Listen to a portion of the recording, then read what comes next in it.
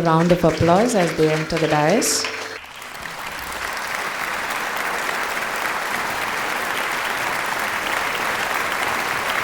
As we stand at the juncture of innovation and discovery, we find ourselves at the threshold of a new era where computing, mathematics, and microbiology converge to redefine the boundaries of knowledge.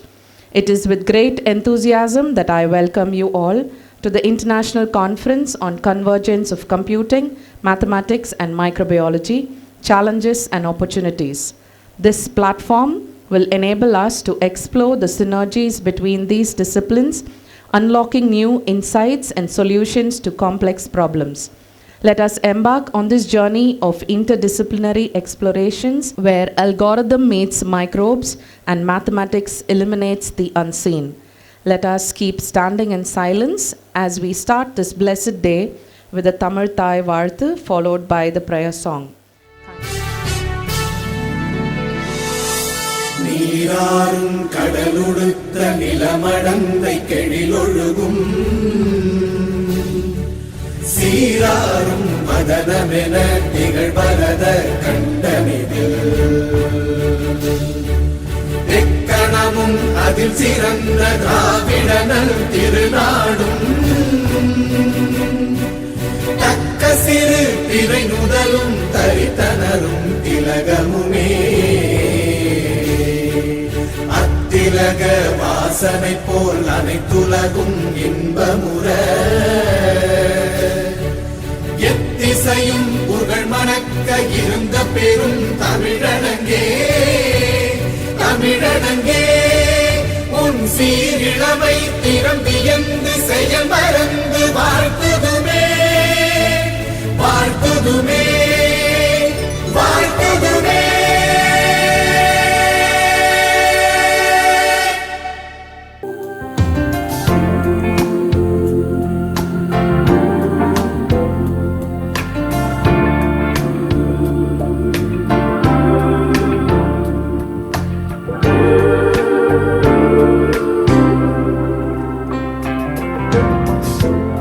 As we gather in this place today, Holy Spirit, come and have your way. Have your way. As we lay aside our own desire, sweep across our hearts with holy fire.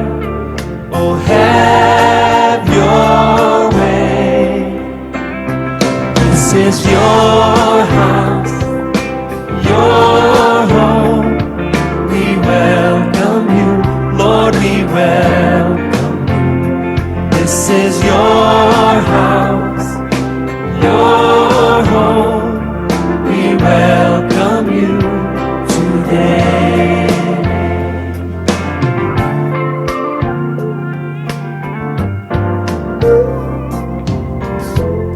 As we offer up our hearts and lives, let them be a living sacrifice. Oh, have your way. Be glorified in everything we do. Be glorified in everything we say. Oh, have your way. This is your house, your home. We welcome you, Lord, we welcome you.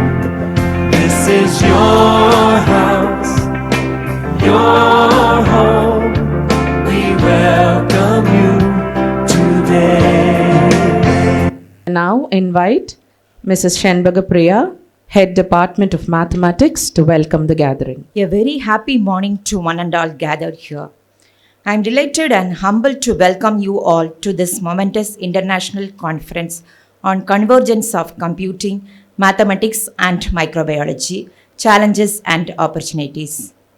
Our theme highlights the transformative power of interdisciplinary collaboration. This conference stands at the intersection of three powerful pillars of modern science: computing, which provides the tools for analysis and simulation. Mathematics, which offers the language of logic and exactness. And microbiology, which unlocks the mysteries of life at microscopic level.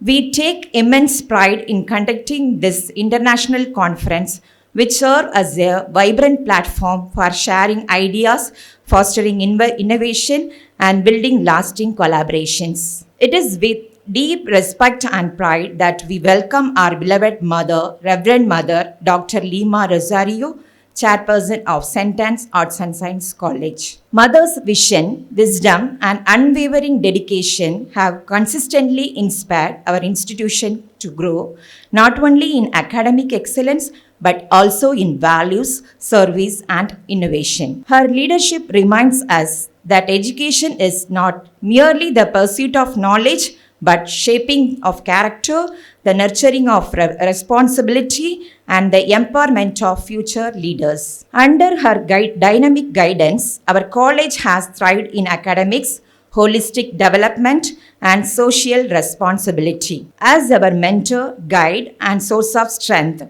Mother continues to illuminate our path with her wisdom and grace.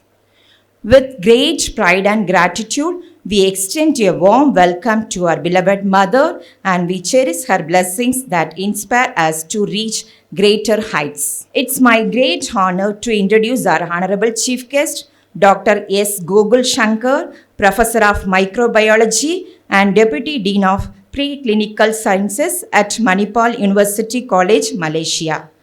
With more than 18 years of academic experience and 14 years of impactful research in microbiology, he has made a remarkable contributions to the field of medicinal plants, food safety, and clinical microbiology. He is a recipient of several prestigious honors, including Young Scientific Award, the Award of Excellence in Food Microbiology, and Best Teacher Award from the Microbiology Society of India. An outstanding researcher and mentor, he has successfully guided PhD and MSc students in India and Malaysia, published widely in reputed journals, and served on editorial and review boards internationally. We look forward to gaining from his insight that bridge science, innovation, and community well-being. We feel very proud to have you joining us on this significant occasion. We warmly welcome you, sir. It gives me immense joy to welcome our respected principal, Dr. I. Annammal Arpudameri, whose wisdom and dedication stands as a shining example of perseverance and commitment to us all. We are deeply value her constant encouragement and inspiring leadership that continues to guide our institution towards excellence. It's a privilege to welcome our respected Dean of College Development, Srimati Bemiti Kumari, an eminent academic leader and administrator whose leadership and expertise are invaluable to our institution. Your dedication to academic growth and institutional development continues to inspire both faculty and students alike, and we are deeply grateful for your constant support and guidance that strengthen the foundation of our college. We are very happy to welcome you, ma'am. We are delighted to welcome Srimati Archana Yatnapalli, Public Relations Officer, Chair of Accessibility Vertical at Young Indians, Chennai. Ma'am's commitment to building bridges between institutional goals and students' aspiration fosters an environment where every learner can thrive. She has been a constant supporter in helping our college extend its reach and strengthen its mission. We warmly welcome you, ma'am. A cordial welcome to Dr. Murugesan, our college advisor and NAC peer team member. His vast experience and insightful guidance have made a profound impact on the educational landscape, and we are truly fortunate to benefit from his expertise. We are glad to welcome you too, sir. It's my great joy to extend a hearty welcome to our esteemed resource persons for today's international conference, who have graciously accepted our invitation to share their knowledge with us. We are delighted to have with us Dr. A. Johnny, Assistant Professor, Department of Mathematics, Karpaka Vinayaka College of Engineering and Technology, Chengalpattu. He is an active researcher in the field of fluid dynamics, tribology, and mathematical modeling with several publications in reputed Scopus indexed journals. He has presented his work at many national and international conferences and has been actively involved in academic workshops and faculty development programs. We are honored to welcome him as one of the distinguished resource persons for this conference. We welcome you, sir. We are pleased to welcome Dr. S. Valli, Professor and Head, PG Research Department of Microbiology, Muhammad Sadak College of Arts and Science, Chennai. A doctorate with over 26 years of teaching and 15 years of research experience. She has guided more than 140 students at the postgraduate and MPhil levels. Recipient of Best Teacher Award 2023 by Gleneagles Global Health City. She is an expert in food, environment, medical microbiology and mycology. We warmly welcome you, ma'am. We are delighted to welcome Dr. S. Uma Shankari, Associate Professor and Head, Department of Computer Application, SRM Institute of Science and Technology, Ramapuram, Chennai. With 2 decades of teaching experience, she has published more than 15 research papers, served as a subject expert in academic boards, and organized several national and international seminars. Her expertise in artificial intelligence, data science, and digital technologies add great value to today's discussions. We welcome you, ma'am. A special welcome to our sisters of the congregation, whose dedication and spiritual guidance continue to inspire and uplift us all. I would also like to acknowledge and welcome our respected faculty members, both teaching and non-teaching staff, for their commitment and priceless contributions towards uplifting and shaping the minds and hearts of the students. A sincere thanks to our supporting staff and technical team, whose behind-the-scenes effort ensure that every event like today's gathering runs seamlessly and efficiently. I extend my warm welcome to our paper presenters, participants, and students. Your presence and active participation make this conference truly memorable. Together, we look forward to insightful discussions, transformative ideas, and meaningful collaborations that will inspire future breakthroughs. It is our sincere hope that this platform will not only generate knowledge but also inspire enduring partnership that contribute to solving challenges in health, environment, and technology. Once again, I welcome you all. Thank you, ma'am, for that earnest welcome. As part of St.Anne's tradition, we would like to felicitate our guests for today's conference. May I now request Dr. Murugesan, College Advisor and NAC Peer Team Member, to felicitate Dr. Gokul Shankar Sebesan, Professor Microbiology Department, Deputy Dean, Preclinical Science, Faculty of Medicine, Manipal University, Malaysia, with a shawl and memento.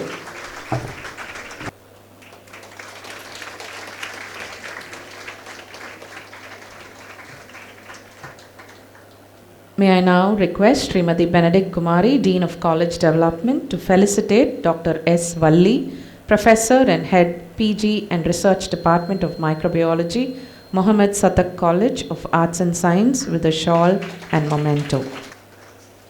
I kindly request Srimati Archana Edinapalli, Public Relations Officer, to felicitate Dr. S. Uma Shankari, Associate Professor and Head Department of Computer Applications, SRM Institute of Science and Technology, Ramapuram, with a shawl and memento. It's my honor to request Dr. S. Murugesan, College Advisor, to felicitate Dr. A. Johnny, Assistant Professor, Department of Mathematics, Karpaga Vinayaga College of Engineering and Technology, Chengalpattu, with a shawl and memento.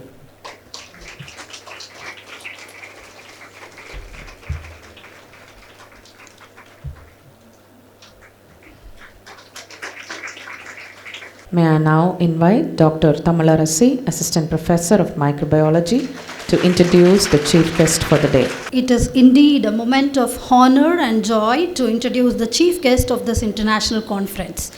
With a career so impressive that listing all his achievements would take an entire conference on its own, it is truly a privilege to present Dr. S. Gokul Shankar, a distinguished academician, researcher, an administrator whose life and work stand as a true inspiration to the global academic community. Dr. Gokul Shankar earned his PhD in microbiology from Manonmaniam Sundaranar University, Tirunelveli. A gold medalist in BSc Zoology and University second in MSc Microbiology. He is currently serving as Professor of Microbiology and Deputy Dean of Preclinical Sciences at Manipal University College, Malaysia. With over 18 years of teaching and 14 years of research experience, he has dedicated his career to shaping young minds and advancing scientific knowledge. He has authored more than 90 research papers in reputed national and international journals and presented over 30 papers at conferences worldwide. As a mentor, he has successfully guided 4 PhD scholars and 4 MSc students while inspiring numerous ongoing doctoral research projects. Truly, as Albert Einstein said, it is the supreme art of the teacher to awaken joy in creative expression and knowledge. Dr. Gokul Shankar exemplifies this spirit through his unwavering passion for teaching and research. His academic excellence has been recognized with numerous prestigious awards, including Young Scientist Award 2011, University of Colombo, Sri Lanka, SAB Award of Excellence in Food Safety 2012, Award of Excellence in Food Microbiology 2016, Best Teacher Award 2019, Microbiologist Society of India, Pearl Foundation Best Scientist Award in Microbiology 2021, Weimer Fellowship 2023 in Medical Education. Beyond academia, Dr. Gokul Shankar brings over a decade of industrial experience contributing to organizations such as Taj Coromandel, Britannia Industries, Relish Snacks, Kumar Organic Products, Cholail Private Limited, and several multinational companies. His expertise spans quality assurance, microbiological testing, product development, and clinical trials.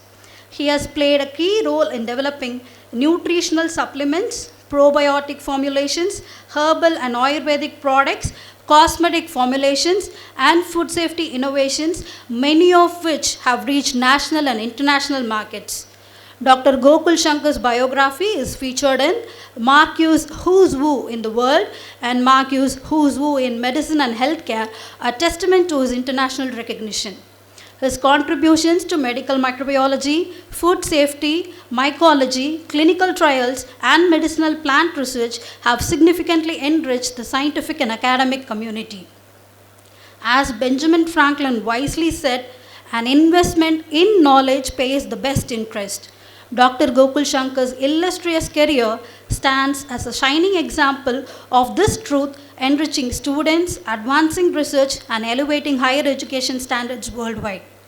We are deeply honored to welcome such a versatile and accomplished personality, a scholar whose contributions span classrooms and laboratories, research and industry, national and international platforms. On behalf of everyone gathered here, let us extend a very warm welcome to Dr. S. Gokul Shankar, our esteemed chief guest. Happy to welcome you, sir. Thank you, ma'am. I deem it an honor to invite Dr. Gokul Shankar Sabesan to deliver his presidential address. Principal Dr. Annamal, respected Dean of College Development, Madam Benedict Kumari, respected Public Relations Officer, Madam Archana, and the resource persons, friends, faculty members, students. To me, all of you are all Singapenne. Respected college advisor, Dr. Murugesan sir. It's an honor to be here today. My flight landed yesterday at around 12 o'clock, and then when I reached home and then went to bed, it was 3 o'clock.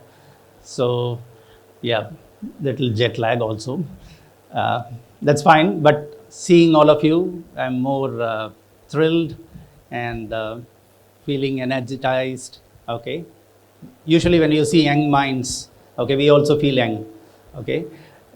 So that's how we keep reducing our age. Science as a subject, say like usually all my guest talks are to my specialization.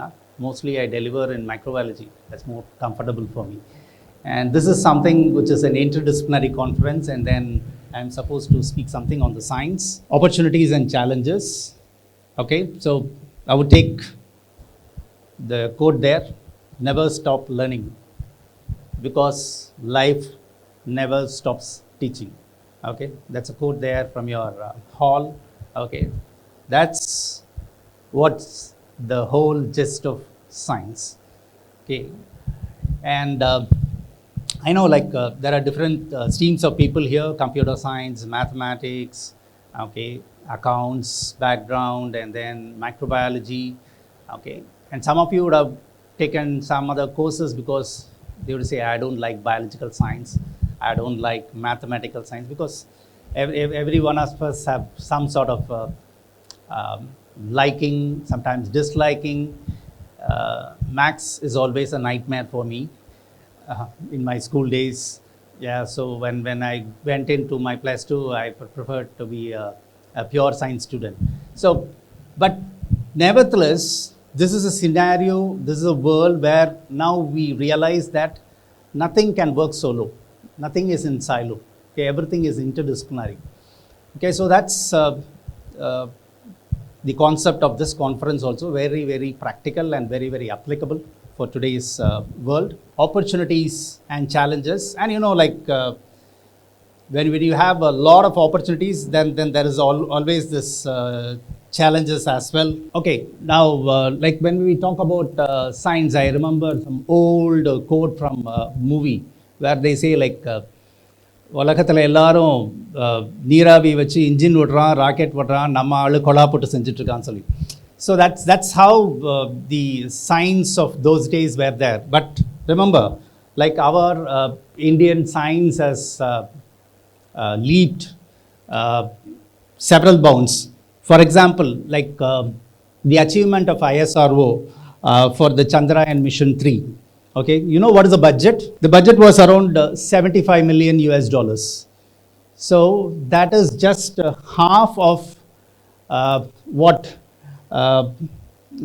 they spend in a Hollywood movie, Christopher Nolan's Interstellar. Okay, that's a movie about space. They spent almost $165 million for just shooting that movie. But we were able to do a Chandrayaan mission with just half the budget. So that's achievement of science which is happening in India now. Okay, so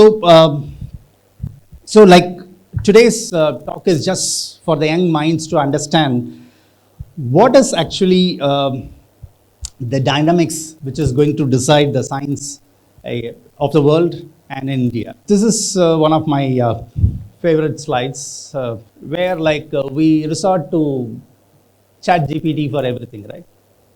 Right from today I want to prepare a talk, I go to ChatGPT. Today I want to do what's my diagnosis for a medical condition, I go to ChatGPT. There are a lot of advantages of ChatGPT, yes, we acknowledge that. Okay, but say I'm teaching in a medical faculty. So I go to ChatGPT and say okay, I've been experiencing sudden loss of weight and I'm having fatigue. I just put that in ChatGPT, the first diagnosis will be cancer. Okay, so, but there are a lot of other reasons, simple reasons. It can be an infection, it can be hyperthyroidism, it can be diabetes where there is sudden loss of weight and fatigue. So it can be anything, or it can be just you have not rested properly for few days, overwork, stress, could be also the reasons. So how we use all these new applications, especially AI, that's very important. I would like to recall an incident which happened in NASA. That was the early days in NASA. So they were trying to understand how computers work, very, very early days. So what they did is they called a young scientist and they said try to write a program to bring out the difference between the star and a banana. Okay, a star and a banana. Okay, then the scientist said, this is a very simple thing, okay, I'll go and do it. And then he did it. And then when he came back, they said, done. The scientist was so proud. And then when they wanted to test it, and when they started testing it, in one of the tests, it said the banana was identified as a star. The reason was there was a shiny yellow sticker on it. So the computer did not detect the algorithm properly. So missions are just missions. Okay, as how you program it is more important. How you feed your information is important. So that's where this slide becomes important. So yes, we are in an era that we need to use ChatGPT and other AI algorithms, but we need to be mindful on how we do it. Okay, because the prompt which we type into the system, based on that, the report is going to come. So that, there is a new course which is coming up, or new careers which is coming as prompt engineers. So there are how to type a prompt into an AI. It's a separate course as such. That's evolving. Okay, so what are the major challenges of the world in the present years? Is one major challenge is the climate change. And nobody talks about it. Details about climate change in any of the curriculums. We don't talk about climate change, be it in any degree. We don't talk about it. Okay, only a group of scientists somewhere in the world, they keep complaining that the governments are not doing something for the climate change. But is it that serious? The temperature has been on the rise. Say it says 1.1 degree compared to the pre-industrial area. But what is that which is going to hamper us is 600 million people are living in low-lying coastal areas. Okay, there are places in India, there are places in Chennai, okay, which can be inundated with water if these predictions are going to be true. In 2040, what they predict is 7% of the land in Chennai will be submerged. Okay, so when you do it, search, they say the East Coast Road will be out, some places near Santo, Mailapa, and all that will be. And what they say is Chennai may become islands of Chennai. Okay, so from one part of the Chennai to the other part, maybe you need to fly. So that can be a scenario which is evolving. So, and there are some data where says 0.679 centimeter rise of sea level, which is seen. Okay, but relatively Mumbai side is more high. It's 0.31 centimeter per year. So that's little alarming. Okay, so what does global change, and when we talk about this global warming and all, okay, already we are in a hot environment. Okay, we say my friends in Malaysia and other people, do you have winter, do you have summer and all? No, in Chennai and all, we have hot summer, hotter summer and hotter summer. Okay, that's what we define, right? But these days the climate is changing now. But what if the temperature is, instead of 32 degrees, if it becomes 33 degrees, what big difference? We are not going to see any difference. Okay, maybe we'll have to sit in an air-con room. Okay, maybe I need to remove this jacket for the talk. So those are the things which is going to happen. Is that all? No. As a microbiologist, I'm obliged to tell you, there are a lot of fungi in the world, right? Fungi live as saprophytes in the world. Okay, they are there everywhere. You keep your bread open for 2 days, you have something black, brown growing on that. No, all those are saprophytic fungi. These fungi are there in the environment, numerous species of them, but they don't do any harm. Okay, except when there are opportunities where your immune system is gone, then they cause infections, which is opportunity fungi. But what prevents these fungi from causing human infections or animal infections is they grow at a temperature, they prefer to grow at a normal temperature of 25 degrees to 30 degrees, which is the room temperature and all. But what's the human body temperature? 37 degrees, right?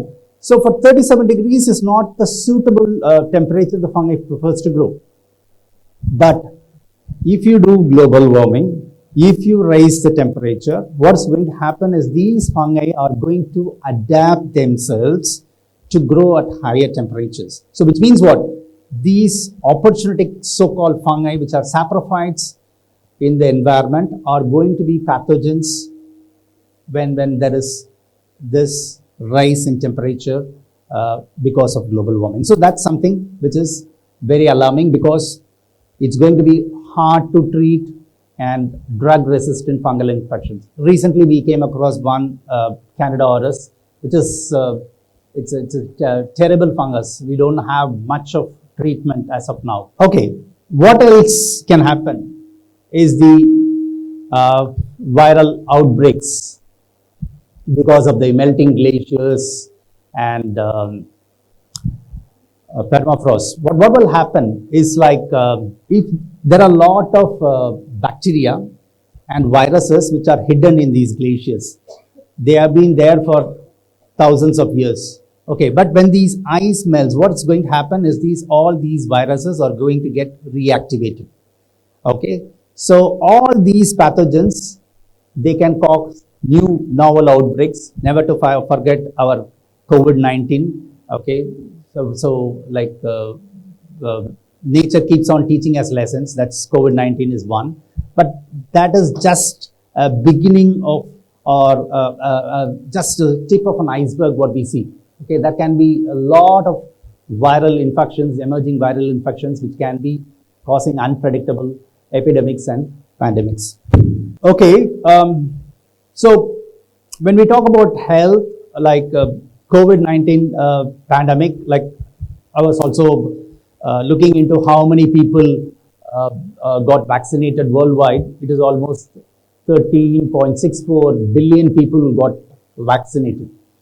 And okay, good, science is advancing, so many people got vaccinated, but you should also looking to something which is called equity and equality, right? It should be available for all, not only for the privileged group.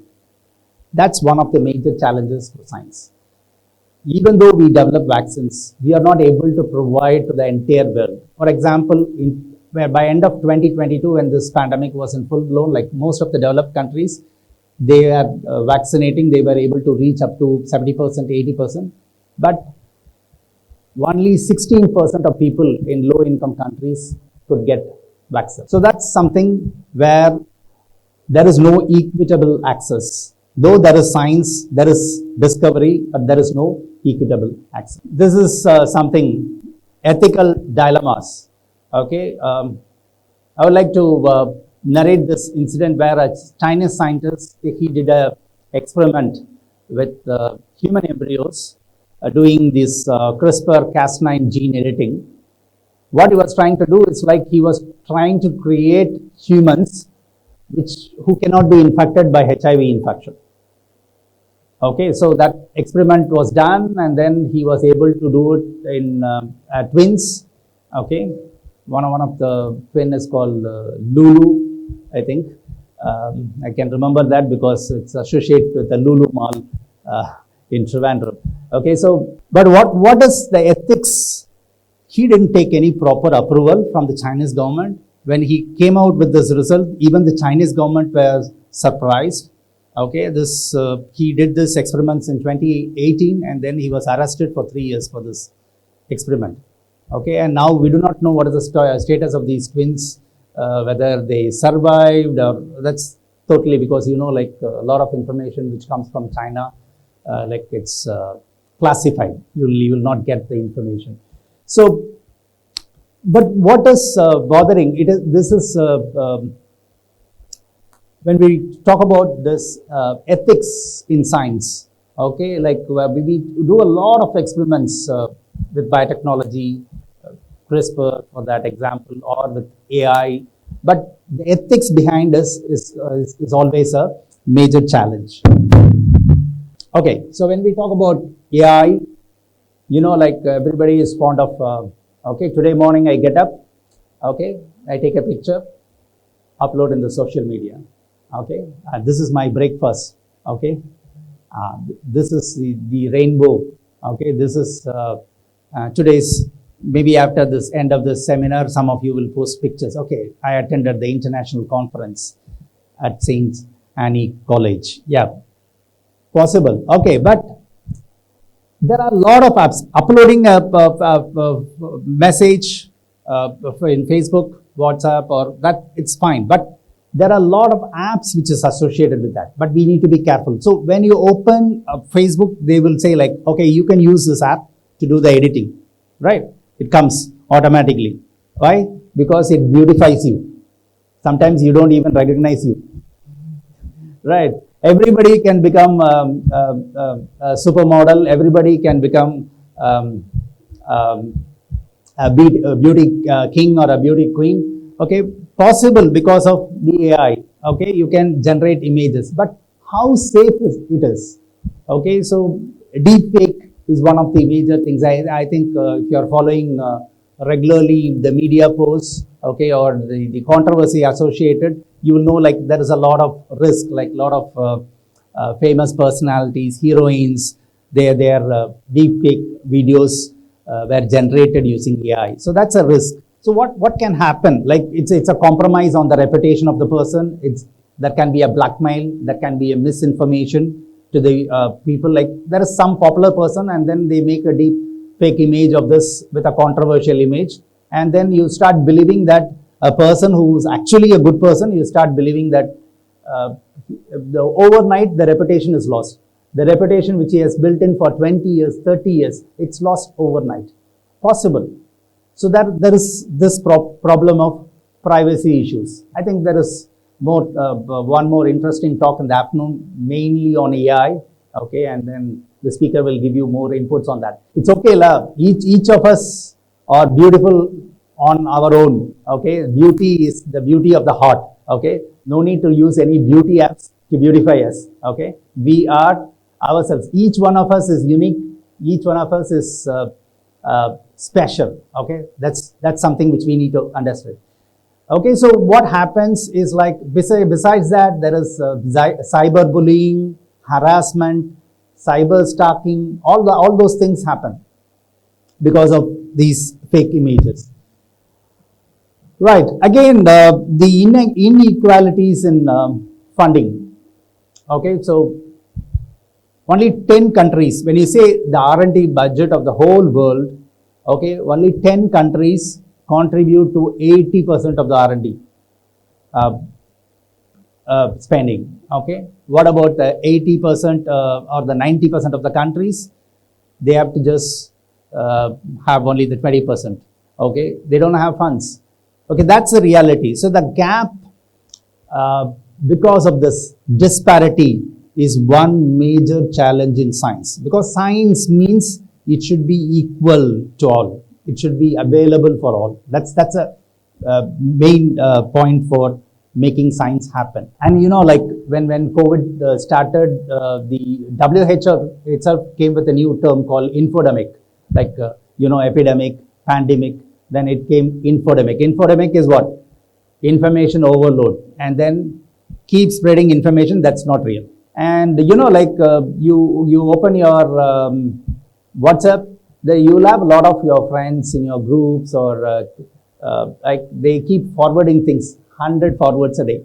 Okay, they don't go. People say like, no, you go at a speed of 100 smiles a day. They go with a speed of 100 forwards a day. You open the mobile, they'll forward without reading what they have received.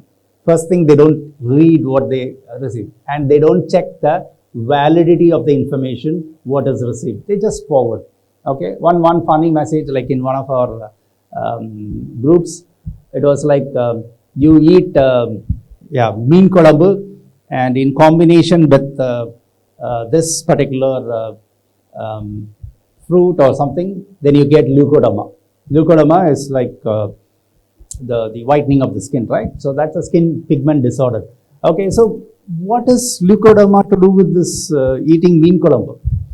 Okay, so what we need to do as students of science, first thing is like, don't forward anything unless you know that's true.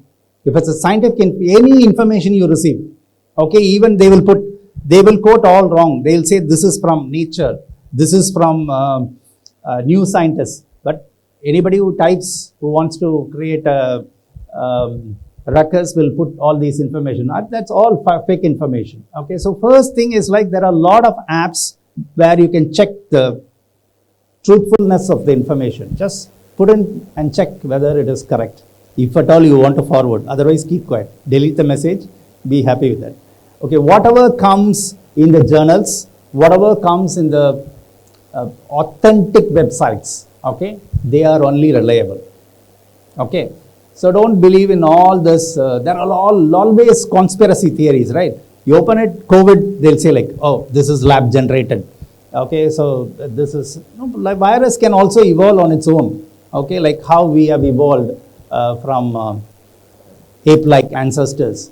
Okay, viruses can also evolve. So there are a lot of conspiracy theories. Anything you open, there is a conspiracy theory.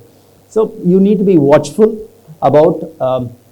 So why is like normal people depend on us for the information on science. So as people of science, we should give them the proper information. Okay, so that's, and you know, like I told, no, like these people who keep sending forwards and all that, they are called super spreaders. Okay, super spreaders is like how infectious, we call, no, contagious, infectious in microbiology term, like that. Super spreaders, they keep spreading information, right? So and then this is another major concern, like when we talk about the R&D of India's contribution, like the GDP is like about 0.7%, which is very less when compared to the other developed countries like US, which is at 3%, almost at US, China and all, they are at 3%. So that's something we need to look at. Other reason is the brain drain. Talented people, talented students, scientists go abroad. One of you should ask me, why did you go to Malaysia? Right. I'm still grounded here. Like, because in the sense, like, I still hold an Indian passport. Okay, I'm an Indian national, but I work overseas. Right. So, but what is my contribution here? I write newspaper articles. Okay, I talk to people whenever I come to India. Okay, actually this is just a transit journey. I'm flying to Manipal tomorrow for we have a workshop there for our university. So it's a leadership workshop. I'm flying there, but just a transit of today. Then Dr. Sumitra asked me, like, and then I cannot say no. She's my junior at college and one of our favorite juniors at college. So that's how, like, you need to be trying to pass the correct information. Okay, so you can work for different country, that's fine, but still be connected to India. Okay, and that's what I do. And engineering, 1.5 million engineering graduates annually. Okay, but what about the cutting edge research? How many, like, why are we failing in research? How many Nobel laureates are we able to generate is a question, right? Why? Because most of our PhDs are done just for doing a research. Okay, there is also pressure from different sectors. Okay, there is always this pressure. But are you really trying to do something which is useful for the society? Anybody can do research. You take a plant, I do an antimicrobial screening of the plant, and then I publish a paper, then I can do a work. That's it. I take few bacteria, few fungi, check it, then that can be a thesis. If I want, I can do elucidation of this thing, possible. Okay, but there are a lot of other things. Academic research should not stop with that. Okay, we should proceed further to see whether it can be made into application, whether it can go in for an industry application or it can be useful to the community. So that's something which we need to look in. So for that, mentorship and help to choose a proper career pathways, that's something which is important. Space research leadership, you know about Chandrayaan, we just discussed. But you know, like India is also called the pharmacy of the world because we supplied vaccines to 100 different countries during COVID. That's something which is very, very unique and proud moment for India. deserves a clap. La? Why? Because most of the developed countries, they were manufacturing vaccines just to meet their needs. They were just meeting their needs, UK, US, Russia and all that. But look at India, we supplied it to 100 countries. That's remarkable, is it? So that's a power of the biotech industry in India. So that's something which is growing very rapidly, and it's going to touch 300 billion US dollar in 2030. There are a lot of other government initiatives. There is a National Research Foundation. There is also this Make in India Encourage Startup programs, which is given by government. There are a lot of opportunities in science these days, which the government is willing to provide funds. Thing is, like, when you say funds, but that should be a proper project proposal write-up. It's not that, like Indian population is very heavy. So you have to compete among the best to be the best, right? And what is the advantage India has got in science is like 65% of our population is below 35 years. Okay, so that's a lot of manpower. That's one of the major contribution for science, like when people start working on science. Right, so what is the way forward?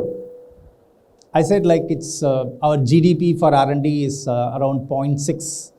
We need to try to increase it to 2% because the developed countries have got it as 3%. So we need to gradually look at increasing it to 2%. A lot of will is required, not only from the private sectors, also from the government and the other sponsoring bodies. Right, and then what's important is, like, especially the research in STEM. Okay, currently only women, 18% of the total researchers in India are women. That's very, very low. Should be 50-50 equality. Right, so like I presume some of the people from this place today will get inspired and motivated to become one in this group. Okay, that's why I started Singapene, right? Yeah, okay. Right, now where are our flaws goes in? We need to relook into the way we teach science at schools. There is no curiosity. We don't develop curiosity. That's a problem in science. What we do is, like, there is a curriculum and we have to deliver that curriculum within that time. Okay, and these are the must-know outcomes. These are the possible questions which is going to come for exam, and students study science for exams, right? If I study this topic, it may come for a long answer question. Okay, this one may come for a short answer question. That's a thing. Science is not that. Science is like, you need to live science, you need to breathe science. Then only the breakthrough research will come. Okay, so you have to start it early, like from the schools. Okay, you may ask, I'm already in the college. Never, it's not to worry. Never late them not doing it. It's fine. There are people who started it at 40 years. There are people who have started at 50 years, realizing what is the importance of science. Okay, what is important in science is critical thinking. You need to think critically. Okay, what happened is, like, apples were falling, right? And who found law of gravity? Newton. Okay, before that apples were falling, coconuts were also falling, right? So many other things were also falling, but nobody realized that. Okay, luckily it was an apple which fell on Newton, not a coconut. Then the theory of gravity would not have come. Okay, but curiosity is something which made Newton think why things are falling down. Okay, so that is something which you need in science. Okay, so you need to be curious to do things. problem-based learning is something which is adapted in medical curriculums and all, like some of the engineering colleges have also started using problem-based curriculums. I think like it should be adapted to teach all science streams, be in arts and science, everywhere. You should start with this problem-based learning. What is this problem-based learning? Is like you just give a problem to the group of students. A group of students, 10 students sit as a group. Okay, your class may be 100, but you have to be divided into 10 groups. Each group consists of 10 people. A small problem, a trigger to think is given to the student. Then the students brainstorms. They sit and brainstorm, and what possibly could be the outcome from that. That is how you need to learn science. Okay, so all this is catching up in few years. I think this is all will be in a part of the curriculum. I'm just going a little early. Okay, so pedagogy is something like how you teach people is pedagogy. Okay, so pedagogy is something which we need to look at an earlier age, from the school days itself, and that's where it's going to change the whole thought process for science. You have a lot of government of India has done a lot of initiatives on this. The SWAYAM online platform, the Atal Tinkering Labs, okay, they are all working on those lines for creating the future pedagogy for the future scientists. Right, so other thing is like when we started, I said interdisciplinary research. That's something which is needed. So we cannot work in solos. We need to be as a group. Okay, now if you look at when you submit a project proposal to a government body, they look into who are the project people, like who's the principal investigator and the co-investigator. They want now a variety. It is not that when I submit a project in microbiology, I have all the 6 people as microbiologists. Project rejected. Because there is no way like we will be taking that project to an industry or to an application mode unless you involve other people. So it should be an interdisciplinary approach. So that's something which we need to take forward. Okay, so yep. So like to conclude, I would say like what are the things which we need to know, be engaged about science is what? What we need for science as such is observation. That's the first thing, right? Observation is the first thing. When apples were falling so many times, others did not observe. Newton observed. Okay, in microbiology we say like the discovery of penicillin was by observation. Okay, it's called serendipity. Serendipity, you know, right? Serendipity means accidental discovery. Okay, you discover by accident. It was not intention to make, they intentionally discovered penicillin. The scientist Alexander Fleming went on a vacation. Maybe like sometimes you have to keep commitment to your wife also, right? You cannot be a scientist always. So wife wanted to go for a break. They went, and when he was supposed to come in 2 days, he couldn't come in 2 days. So it was delayed. After a week when he came, all his plates were overgrown. Okay.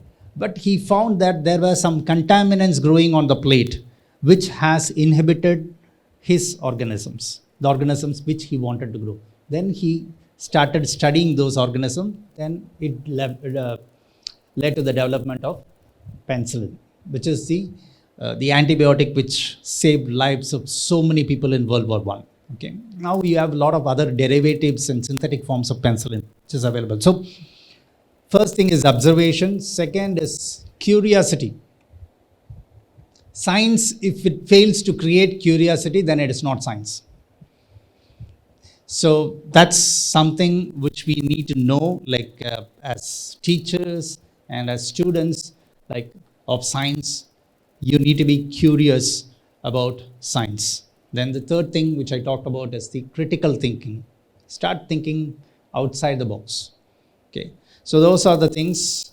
If you can do that, then yep, you will make a world of difference.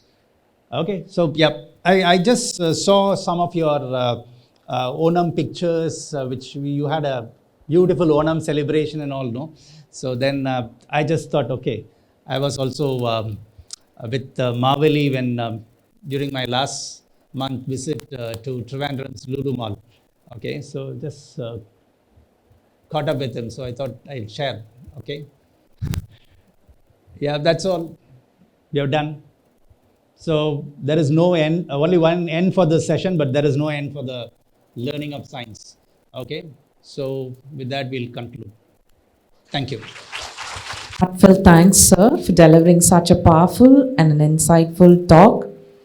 Your words have truly set a powerful tone for what promises to be a stimulating conference, shining a spotlight on the exciting possibilities that lie at the crossroads of computing, mathematics, and microbiology. We are deeply appreciative of your presence and eagerly anticipate the engaging dialogues and groundbreaking discoveries that await us. Thank you once again, sir, for sparing your transit time with us and honoring us with your presence. We are indeed privileged to have you with us today. Thank you, sir. May I now invite Dr. Sumitra, Head Department of Microbiology, to propose the vote of thanks. Today, we have witnessed an inspiring confluence of knowledge, innovation, and collaboration at the International Conference on the Convergence of Computing, Mathematics, and Microbiology, Challenges and Opportunities. This event has truly been a celebration of interdisciplinary excellence. We have had the privilege of bringing together brilliant minds, distinguished experts, dedicated researchers, passionate academicians, and enthusiastic students from across the globe. Together, we explored emerging trends, shared groundbreaking research, and engaged in meaningful dialogue that will surely pave the way for future innovations.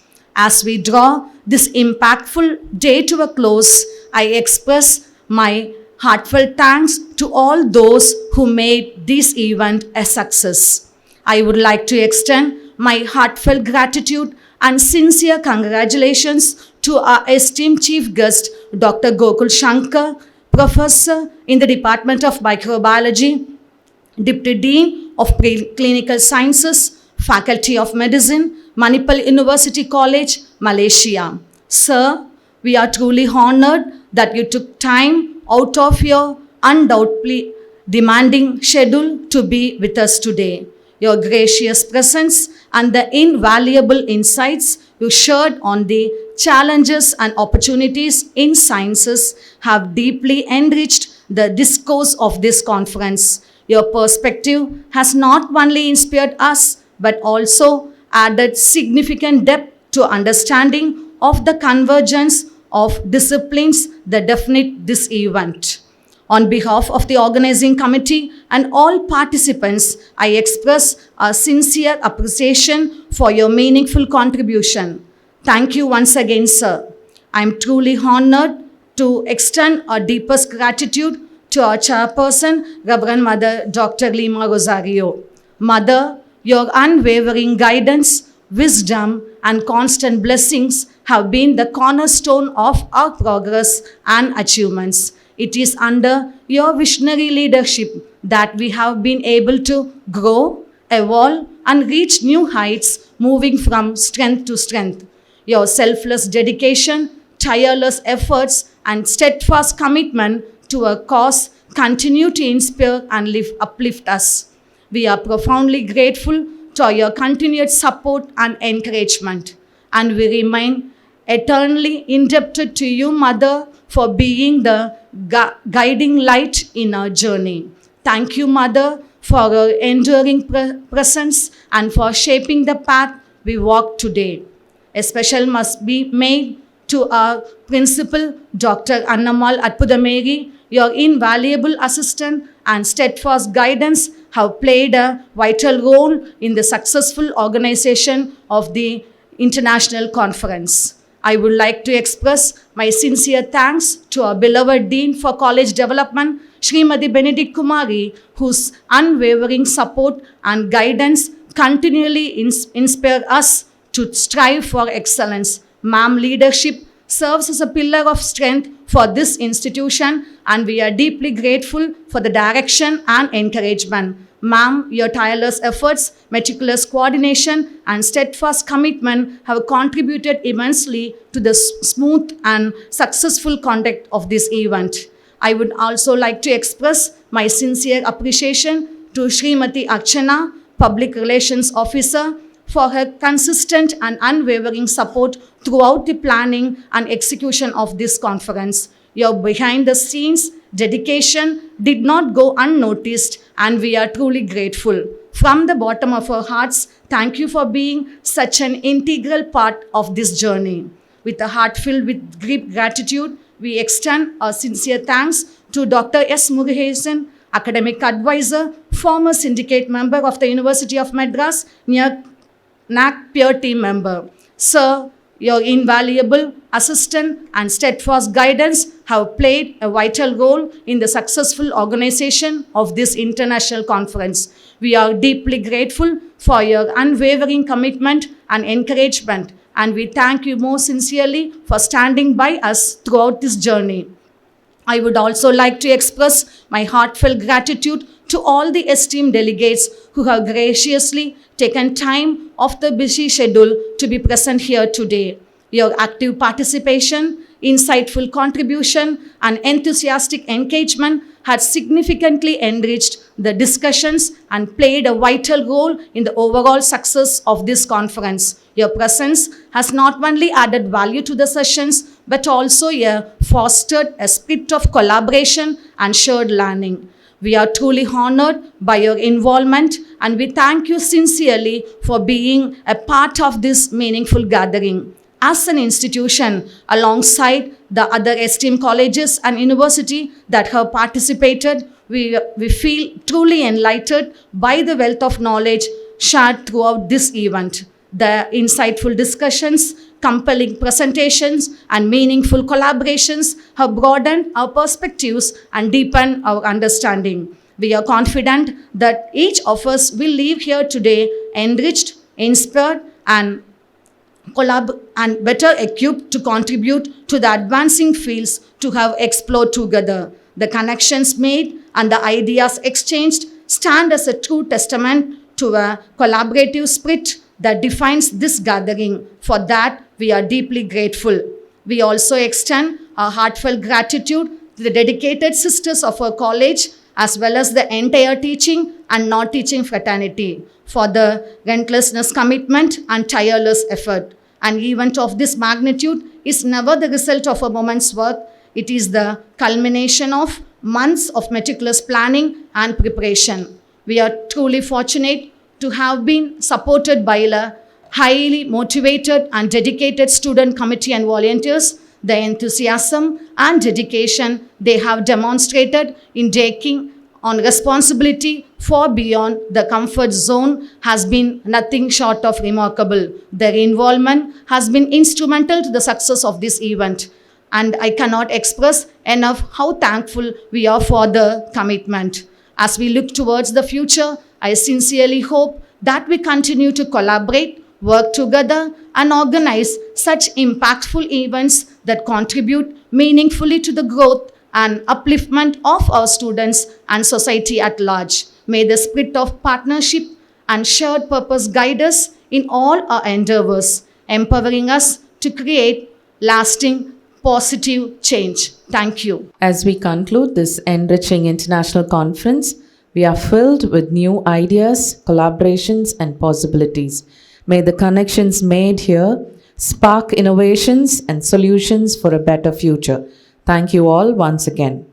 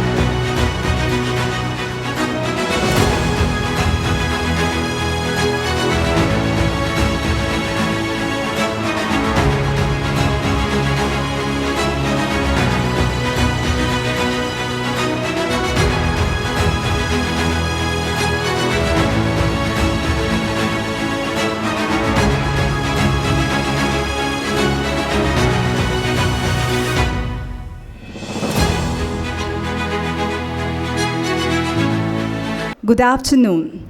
It is with immense honor and joy that I welcome you to this international conference on convergence of computing, mathematics, microbiology, challenges and opportunities.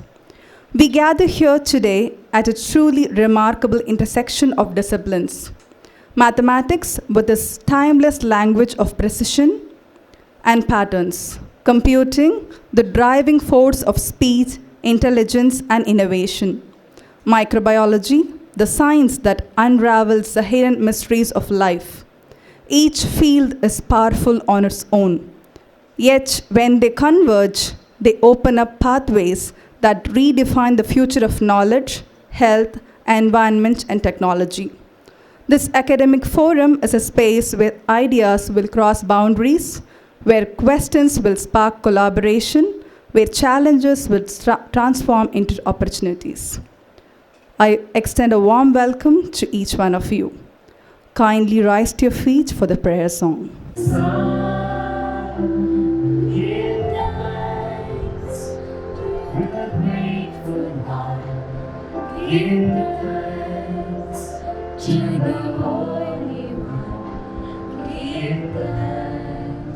Because He's given Jesus Christ, His Son, and now let the weak say, I am strong.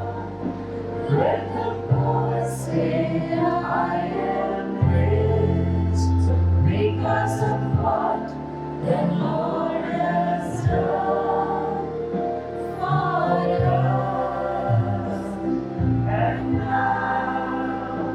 Let the weak say, I am strong. Let the poor say, I am rich, because of what the Lord has done for us. It can make the day a good day easily.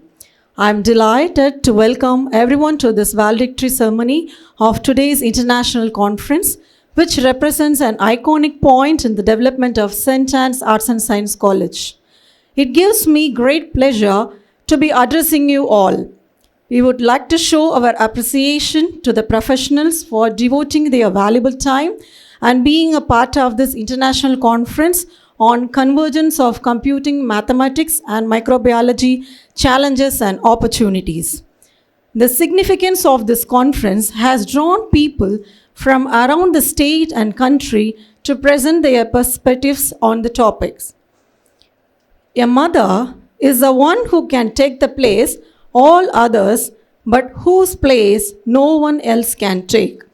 We are delighted to welcome our Reverend Mother, Dr. Lima Rosario, Chairperson of St.Anne's Arts and Science College, who has always desired for students to receive a wholesome education from the college's foundation. Our Reverend Mother is significantly responsible for the establishment of a well-planned education system. Mother skillfully manages faculty members, supporting personnel, facilities, and administration. We are happy to share with you that our Reverend Mother's primary focus lies on making our students excellent human beings and effective professionals through strategic teaching of the theoretical and practical components of education. I am overjoyed to welcome our Honorable Chief Guest, Mr. Jayaprakash Venugopal, Associate Director and AI and Innovation Lead at Daedalus Group. With over 24 years of experience in the IT industry, including 21 years in the healthcare domain, Sir brings a wealth of knowledge and expertise to the table. We are honored to have Mr. Jayaprakash Venugopal to share his insights and experience with us today. Giving encouragement to others is a most welcome gift.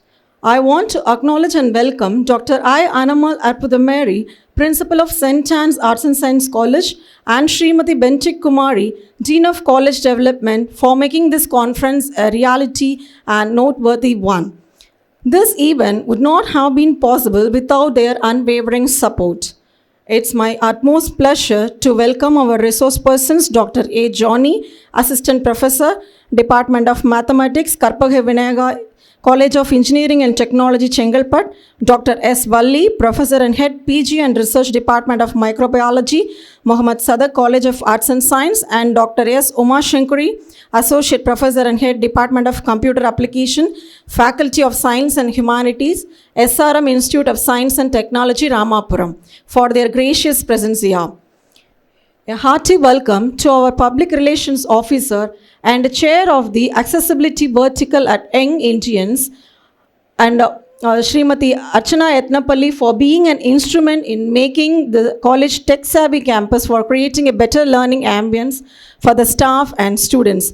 A cheerful welcome to you, ma'am. A warm welcome to our college advisor and NAC peer team member, Dr. Murugesan, syndicate member of the University of Madras and former principal of Tirthangal Nadar College. We are happy to welcome you, sir. It's my sincere duty to welcome the teaching fraternity who worked enthusiastically and tirelessly for the success of this international conference. We would also like to welcome our respected sisters of this institution. I am glad to welcome the technical team, the non-teaching and the supporting staff for this international conference. My heartiest welcome to all the participants who have come here to be part of this international conference from all over the country, state and city. We would like to thank and welcome each one of them who worked hard in this for organizing this international conference, which is a testament to their hard work. Once again, I welcome you all and my heartiest congratulations to all the presenters. Thank you. Felicitations. May I now request Dr. Murugesan, the college advisor, to felicitate our chief guest with a shawl. May I now request Srimati Archana, our public relations officer, to felicitate sir with a memento. Thank you, ma'am. Thank you, sir. I now invite Ms. Charumati, Assistant Professor of English, to introduce the chief guest. Good afternoon, everyone. It is a great privilege to introduce our distinguished chief guest, Mr. Jayaprakash Venugopal, a seasoned professional with over 24 years of experience in the IT and healthcare sectors. Mr. Jayaprakash Venugopal currently serves as the Associate Director in AI and Innovative Lead India at Daedalus Group, one of the leading providers of healthcare IT solutions. In this vital role, Sir leverages his profound expertise in artificial intelligence, machine learning, deep learning, natural language processing, and generative AI to develop scalable, production-ready solutions that not only enhance productivity but also improve outcomes in healthcare system globally. With 21 years of experience, focused primarily in healthcare domain, Sir has spearheaded the engineering and delivery of large-scale healthcare IT solutions, notably in the field of electronic medical records, clinical solution, and cloud technology. His extensive work has brought about significant advancement in healthcare product engineering, helping to transform healthcare delivery and patient care through digital innovations. In addition to his professional achievement, Sir is an avid researcher with a particular interest in the intersection of healthcare and artificial intelligence. He is currently working in the area of diabetic retinopathy detection using deep learning, contributing to multiple publications in prestigious journals. Beyond his technical and research expertise, Sir is deeply committed in mentoring the next generation of leaders and innovators. His efforts in organizing hackathons and fostering a culture of innovation within his organization have empowered many young minds to pursue careers in AI and healthcare technology. The theme of today's international conference, Convergence of Computing, Mathematics and Microbiology, Challenges and Opportunities, resonates deeply with Sir's vision as he works to bridge technological advancements with healthcare solutions that addresses some of the most pressing challenges faced by society today. His contributions are a testament to the incredible potentials of interdisciplinary research in transforming not just healthcare but also a broader field of science and technology. We are truly honored to have Sir with us today, and we look forward to hearing his valuable insights on the challenges and opportunities that lie at the convergence of computing, mathematics, and microbiology. Please join us in extending a warm welcome to Mr. Jayaprakash Venugopal. I would really want to thank the chairperson and principal ma'am and Dr. Principal Annamal, and also the dean of college Srimati Mr. Benedict, and the publication officer Srimati Archana, and the college advisor Mr. Murugesan. Yeah. Thank you so much for your time, for inviting me in the industry area especially. Okay, I think they given a little bit intro about me. So I'm in the background of healthcare and AA area. So almost 25 years back, almost I'm also one of the place I'm sitting here. So now I'm here to give a speech. So let's see what we are currently doing in the AA industry, and especially for healthcare. I quickly wind up because I created a lot of slides, but let's quickly go through because we have only limited time. Just before going to the content, just want to say what we do, what is our company profile, and what we actually do. Okay, can you move the slide? Yeah, this is the overall agenda, like the company profile, and what is the AI evolution revolution, and what is the major challenge, and what is the opportunities, and then probably we will see where the healthcare industry is heading towards that, and finally what is the future. Okay.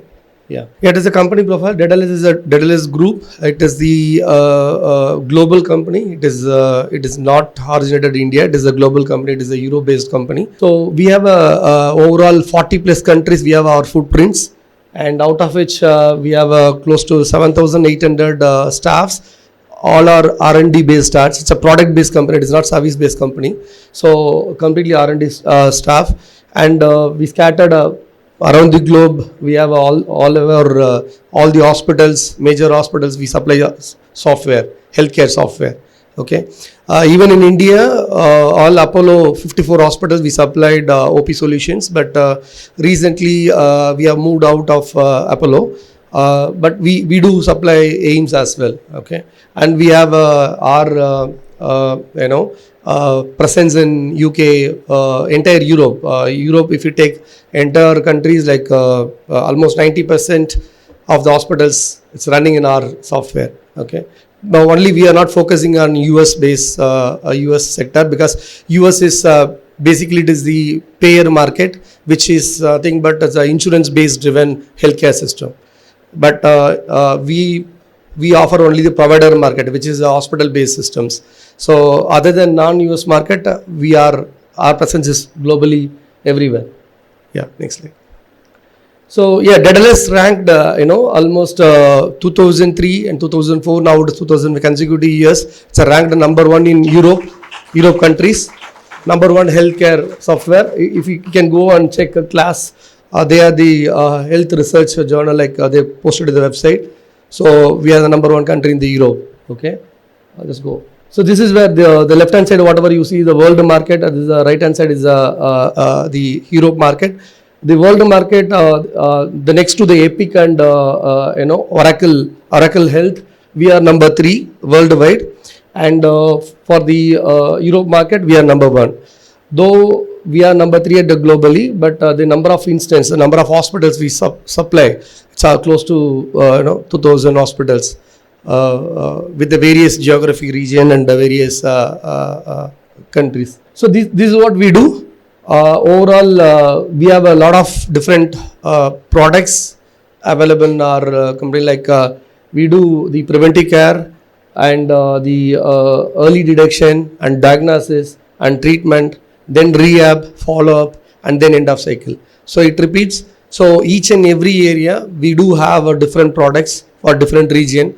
We do have close to 250 products across various regions. Okay, it could be the EMR solution, PAS system, clinical system, theater system, or pharmacy system. So many different products we do have, and we build a lot of intelligence like using AI, and also the clinical decision support system, CDS.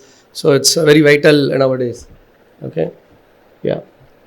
Okay, I don't go too much deeper. This is the AI evolution. When it is actually AI started is around 1940, but it is drastically going into different path. Recently, from 2022, whenever the ChatGPT came, actually from 2020, the Google published the paper, the attention model. You all know attention, what you need. So that is the model, is a transformer model. Based on that, the ChatGPT came 2022. Its complete entire industry got changed towards, diverging towards that, and even a complete future is going towards that. Yeah. Yeah, why we call it as a revolution? Okay, the entire every technologies keep coming, but we say revolution because evolution is completely different, right? So whenever you see 1784, the steam power they discovered, then the entire revolution happened because the way how we live completely, the way what we done, everything got changed. Then electricity found and discovered in 1870. Then the complete way of living is completely changed. Similarly for the information technology, and then mobile device and internet, everything, then all our the revolutions got changed. Nowadays everybody is carrying smartphone. Without smartphone we can see anyone mostly. Okay, so that's a kind of revolutions what's going to happening. It's already happening in AI now. Okay, so it is not going to happen, it is already happening in the AI, which means it is already disrupting the industry. It is not only the healthcare, not only the tech, IT industry, it is across all the different vertical, different industries, whether it could be a manufacturing domain, or banking domain, or logistic domain, or aviation domain. If you take any domain, everywhere the industry is disrupting now. Okay, so the way how we learn things in the past, it's not the way it's going to be in another 3 to 4 years. It completely going to change. The kind of jobs we will see, lot of jobs will be obsolete, and lot of new jobs will be evolving.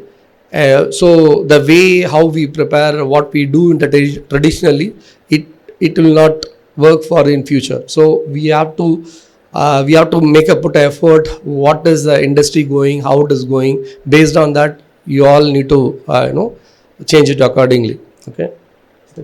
Yeah, this is the Gardner hype cycle based on Gardner research. If you see the what is happening currently in the AI industry, there's a different kind of AI industry. Like there's a Gen AI and the AI agents, and there are different colors. You can see the white color is less than 2 years. What is happening, how to speak it is. Similarly, the color in sky blue, which is almost 2 to 5 years, how it is going to be evolving. And similarly 5 to 10 years, what's going to happen. Okay, so it is currently happening. All the different kinds of all are in different AIs, and different purpose we are going to use it in future.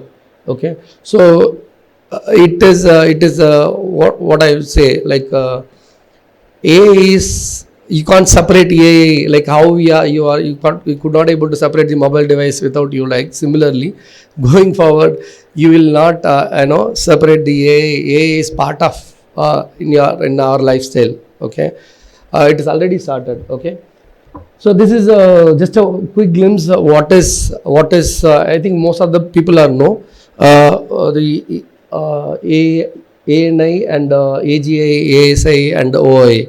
Okay, ANI is artificial narrow intelligence, which is AI, which means any particular task, the AI can perform one particular task it can able to do well. For example, your writing skill, you giving some prompt to the ChatGPT or Grok or whatever the LLM you are giving. So it can able to write better, smarter in that particular task. So which means it well versed in one particular area. So that is called ANI, okay, artificial narrow intelligence. Then it's a AGA. Now it's a artificial general intelligence, which means not only one task, there will be multiple different tasks. Everybody, every different task, how we think, what we do. Similarly, like AGA is the general intelligence, which means it is a human level thinking, like what we think. If anybody asks any questions, so how we process the question and how we respond the answer. Like similarly, that is what that level of AI called AGA. So now the current industry is almost reaching AGA state. It will going to happen in I would say next 3 years. Okay, next 3 years we are going to catch up at the human level thinking. Okay, in the AGA industry. And the next one is the ASI. This is it can perform better than a human thinking, better than what human do, better than what we do. So the ASI, there's a lot of research going on, and based on the predictions going to happen 2030, around 2030 to 35 or 2032 or something. During that year, you will get the ASI. Okay. And the last one is the organoid intelligence. Organoid intelligence is a completely brain like biological computing. Especially as somebody told that there's a lot of biological students as well. So there will be a lot of scope for biotechnology, bioinformatics, and even the people are in physics, maths. So will be a very good scope in the future if you really focus and do a proper homework. Then probably those are the future. Okay. So yeah, next one is very quickly I'll say the healthcare AI revolution. As I already told, it is a revolution is already happening. So we have close to 148 billion in 2029 market size is expected, which means when compared to all other market. Why I am keep insisting about the healthcare is like all other market will be, for example, if you take banking. Banking is a fixed set of workflows, fixed set of designs, everything. For example, if you're going in bank and going in the ATM and put your ATM card and withdrawing money, there will be a bank transfer message or withdraw message. That will be a fixed framework which will send to bank, and you get the communication. Everything is almost 90-95% of the banking transaction, everything fixed. Not only banking, even the manufacturing or any other domain for that matter. Everything is almost done. It is almost 95%, 98%. It is fixed. Only the business logic get changing. Only the interest rate or some business logics alone keep changing. So you don't really get the new opportunities, new work. You won't really get those sort of things in other domain. But especially in the healthcare. Okay, in the healthcare, if you see every day there will be a new disease they are founding. For the moment, whatever I am speaking here, there will be a new disease, new problem. I mean, new medication, new allergy they are founding in the different industry, different areas they are founding the same time. So which means it's keep on evolving. Like we all know, after so many times, like we got COVID during 2020. And there are a lot of mutation, then the lot of variants came. Now there is a lot of new disease, new problem, new things are coming. And also there is a lot of medical device, medical equipments. If you see more than 30 years back, we will have only the X-ray machines, like you don't have any other thing. Then later we got CT scan, we got PET scan, we got a lot of devices came. Now it is going in the 3D scan, which we can directly see the entire 3D animated view. Can easily see that thing. So in future, there are a lot of research happening, especially in the robotic surgery. So many scopes are there in the medical healthcare domain when compared to all other domain. That's the reason why I always insisting healthcare is a very good field, and also it touches the human lives as well, which means anything touches a human lives will not have any vanishing thing, right? So if you take food industry, obviously the food industry will be there because it touches a human intervention. Similarly for education will be always there as long as the humans is there. Similarly healthcare is the only one domain which, when compared to all other domain, so it will have a lot of scope. So just give a thought. That's the reason why I said though we have a lot of redundant job currently, and there are lot of job which get vanished, or there will be a lot of layoffs going to happen in next couple of years, but there will be a lot of new jobs also will be forming completely, the prompt engineer or GPT engineer, or we call it as a medical research engineer, or there's so many new jobs are going to come. But during that time, in another couple of years or 3 years down the line, if you get all those jobs, but you need to occupied when during the time when it comes, you need to grab the opportunity. In order to do that, so you need to put what is currently happening in the industry, you need to start learning that area. So that is a very vital and key thing. Yeah, so the current challenges what we face in the healthcare industry, like there's two challenges I categorized. One is the technical challenge, and the other one is the regulatory and ethical challenge. The technical challenge is always the data quality and interoperability. Like whenever if any kind of I always compare the banking domain. If you have any banking transaction data or anything, something happens to banking transaction data leaked in somewhere, or some transaction gone wrong or something, then they would have reported error, and they could have corrected, they can rectify that immediately, they can do anything. But in the healthcare industry, if based on the suggestion by the software, if you're prescribing some medication which gone wrong, then that's all. The patient, anything can happen to the patient, right? So beside that, the sensitivity, so it is a very data quality is very, very important, and there is a safety aspect as well, because it is not easily available data. If you take a banking or manufacturing industry, any industry, all the data is easily available, easily trainable. You can mark all the labels, everything can be done. But in the healthcare industry, it because of the data protection, there's a lot of if you take UK, there's a GDPR, General Data Protection Regulations Act. Similarly, if you go to US regions, the HIPAA. So there is a different compliance data protection law which you can't take or see the patient data which is sitting in the UK. The patient data cannot move across the country. So that is the key regulations what we have currently, the challenge how we can train the model, all those things we have a lot of challenge.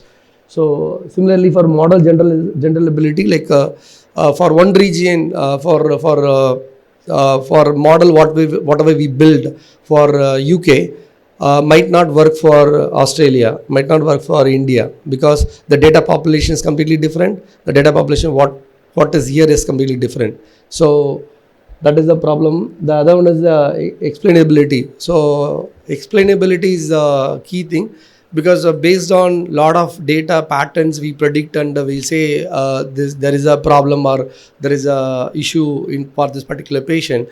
Then again the doctor or the general clinician asks why, how we predicted the data. So since whatever we do is a kind of completely machine learning and completely deep learning, so it is a completely black box.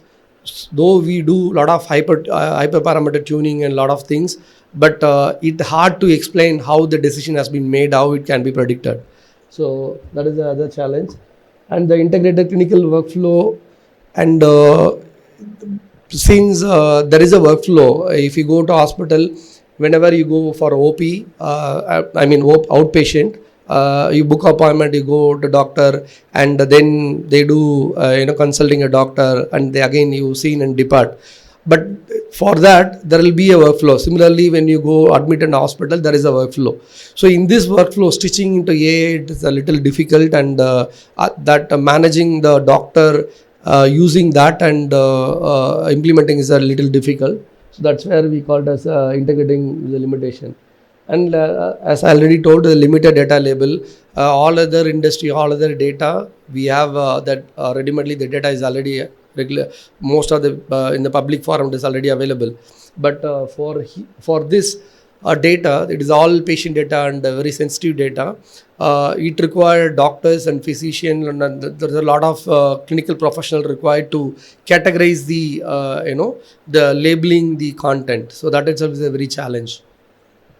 And when it comes to the next side, the FDA approval process, normally other industry, if you put any AI, it can easily, they can roll out. But in the healthcare industry, it is not easy, because it need to go to the FDA and they need to regulatory compliance, they need to approve. At any cost, it should not, wrongly predict or wrongly diagnose a patient. So it need to go through the FDA compliance, and as I already told, the GDPR and the HIPAA standard, that compliance, and the liability. So for example, they implemented the AI solution in the hospital. Something goes wrong if the software predicts some problem for a particular patient, or if that is not predicting properly, then who will be the questionable, like whether the hospital or the physician or the product supplier, the vendor, I mean IT vendor. So currently the regulations are evolving, so that is still we have a challenge. And as I said, the cross-border data sharing, like one country to another country, data sharing is we have a lot of challenge. So that is also we have a problem, but all these problems will be overcome in next few years. I'm just put all this the current challenges. Okay, the next one. Yeah, this is the opportunities. Like as I said, the entire industry, the early disease detection. Okay, so now there is a lot of opportunity to detect the disease early. Even using the smartwatch and the wearable device, what we do, we send the live data to our software solution. I mean through messaging, like using that, using all the content, we do lot of processing, and we predict early before even you get the problem. For example, if you are going to get the heart attack in future, we will try to predict you will get heart attack if you go or follow the same pattern, like we will do that. So that sort of early detection is possible now. So there is a lot of products already available, and we built a lot of and there is a lot of hospitals they are already using. And next one is the personalized treatment. This is a patient genes mutation based on biomarkers, like the genomic data. Based on that, we personalize the medicines based on, because the one medication is a common medication, it's a generic medicine. Like for example, if it is a paracetamol will have a normal generic medicine. That generic medicine might not suit for all. Okay, so somebody it will take for paracetamol, somebody there will be some other brand or some other generic might suit. Okay, so how you identify? We can't trial and error, right? The normal fever and all, okay, but if it is a problem kind of any oncology problem or any other, I mean cancer or any different serious illness, then we can't put a trial and error. Okay, so what we do, this is a personalized treatment. So which means based on the patient history, the parents, grandparents and other relatives, we process all the data and we personalize the content, which medicine suits for you. So we will predict and we'll give that particular generics, which is very successful in Europe now. So they're using all those currently. And also, like we use a lot of prediction in terms of CDS. We call it as a CDS, which is a clinical decision support. So whenever a doctor prescribe any medication, the same medication might not work for everyone, as I already told. So the medication might be different for gender, different for age, different for different reasons. So what we do a lot of processing inside. We have analytical engine, AI based engine. What it does is, though doctor prescribe one medication to the patient, but if there any problem for that particular patient is having some allergy for some nuts allergy or any kind of different allergy, then it takes all the different parameters, almost close to 256 parameters, which go through all these parameters. Based on that, it will tell you, okay, doctor, hey doctor, you prescribing the patient this particular medication which will have a problem because he is having this allergy, or he is a aged patient, this dose whatever you are giving, the dose might not work, you need to reduce the dose. Like that, specialized customized medicine we will give. In the industry generally, because of the medical error, there are so many patients are dying, okay, and there's so many patients are impacting worldwide, not only India, but India is leading currently. But across the globe, because of the medical error, there's a lot of problems. So we are preventing all the medical errors based on personalized treatment, CDS based on clinical decision support, everything. Okay. And the drug discovery acceleration, like as I said, any new disease comes. Okay, so there is a lot of research happens. What we need to give, for example, COVID. During the COVID time, like they done a lot of research. What medication, if you give, it can completely eradicate. Okay, that research will put it in the AI, put a simulation. That takes a lot of time. Okay, now with the AI, we can the simulation time can be reduced drastically, and we can quickly find out the medications. So especially for bio students, it will be a lot of future for you guys. So, and the remote patient monitoring, and this is as already told, like though patient is in the remote, all their data will be sent through smartphones and wearable device, and all the detail will be sent constantly, and you will get the alerting system immediately if anything goes wrong for that particular patient. Okay. So all these are already it is happening. These are the opportunities, and also the real world success we already know.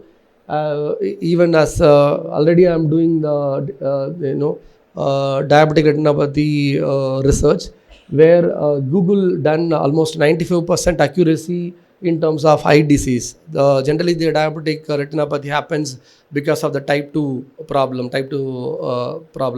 and it mostly will be a aged patient.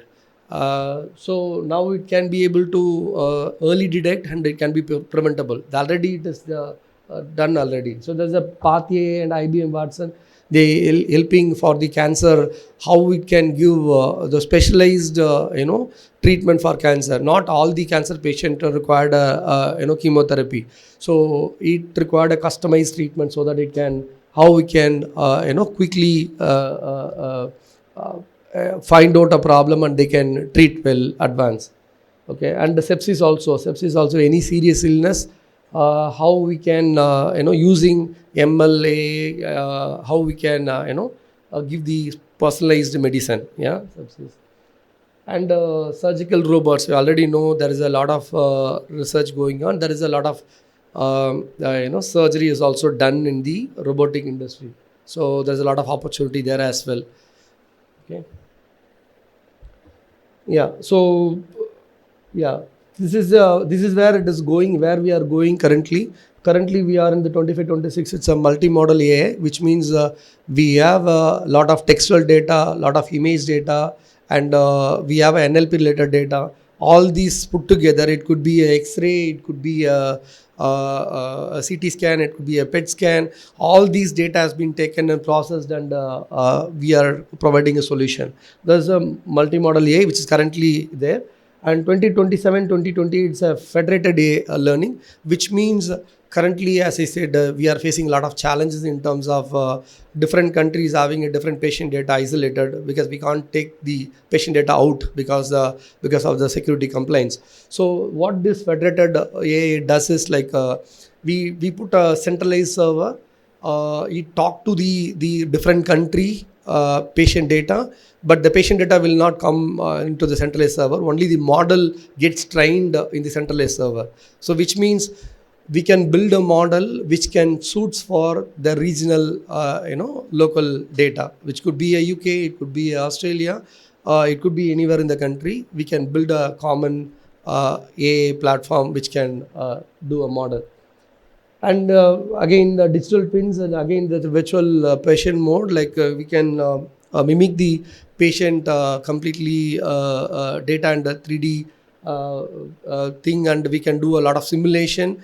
And before even try with the actual patient, we can try with the digital twin of that particular patient, which means my own DNA structure, my own entire thing will be taken out, and we process that data, we give the medication, whether it suits for me or I'll die, or if what happens, if something goes wrong, then they change the medications using my twin, not directly applying to the actual patient. That is called digital twins. Everything is going to happen. So a lot of, almost it's going to a breakthrough. So, and the last one is the quantum computing. So you all know. So quantum computing is the future one. General computing is you will have only zeros and ones, Quantum computing, you will have 4 states, all 4 states, which means you can perform very fast for specific tasks, not all the tasks, for specific tasks. So in future, using quantum computer power and using healthcare and AI, so we could find out one particular DNA pattern, we can find out what all the different very specialized medication, things like that, everything possible using quantum computing. Because a normal process, if you do modeling, it'll take at least 5 to 10 years for processing that sort of data. But if you take quantum computing, it performs in a matter of 5 minutes. In order to process 10 years data, it can perform in 5 minutes for a particular specific task, not all process, specific task. So that is almost future. Yeah. This is the last slide. So maybe after that we can go for just any questions. I know everybody, tired. So as I already told, there is a massive job opens in 2030. It is almost 1.4 million jobs will be opening, and it will be more than that. It is a predicted one. It will be more than that. So, but all those jobs directly you can't apply, because you need to educate yourself in these particular domains. Otherwise, most of the job will be redundant.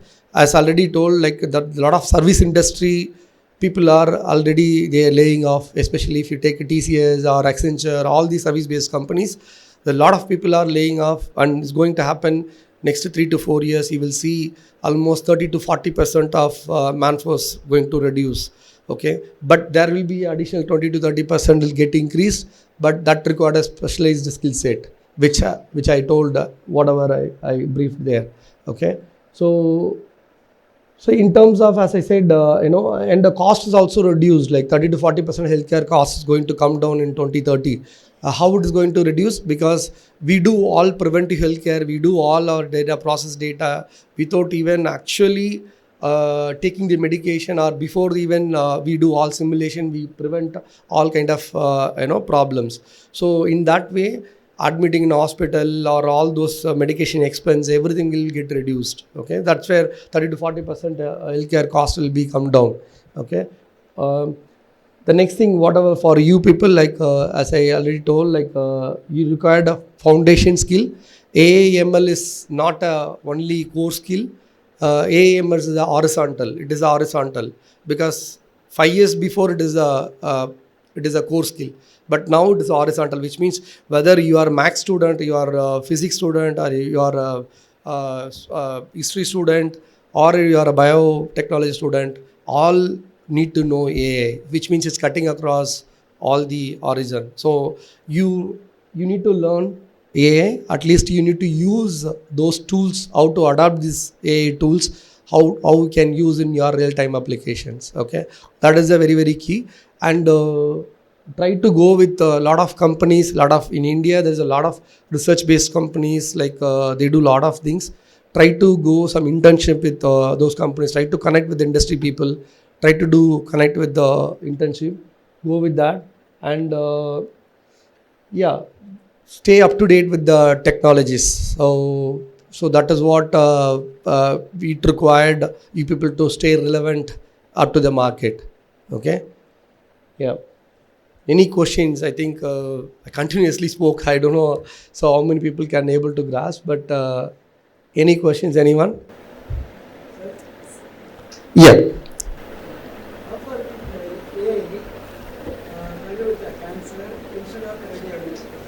Yeah, okay.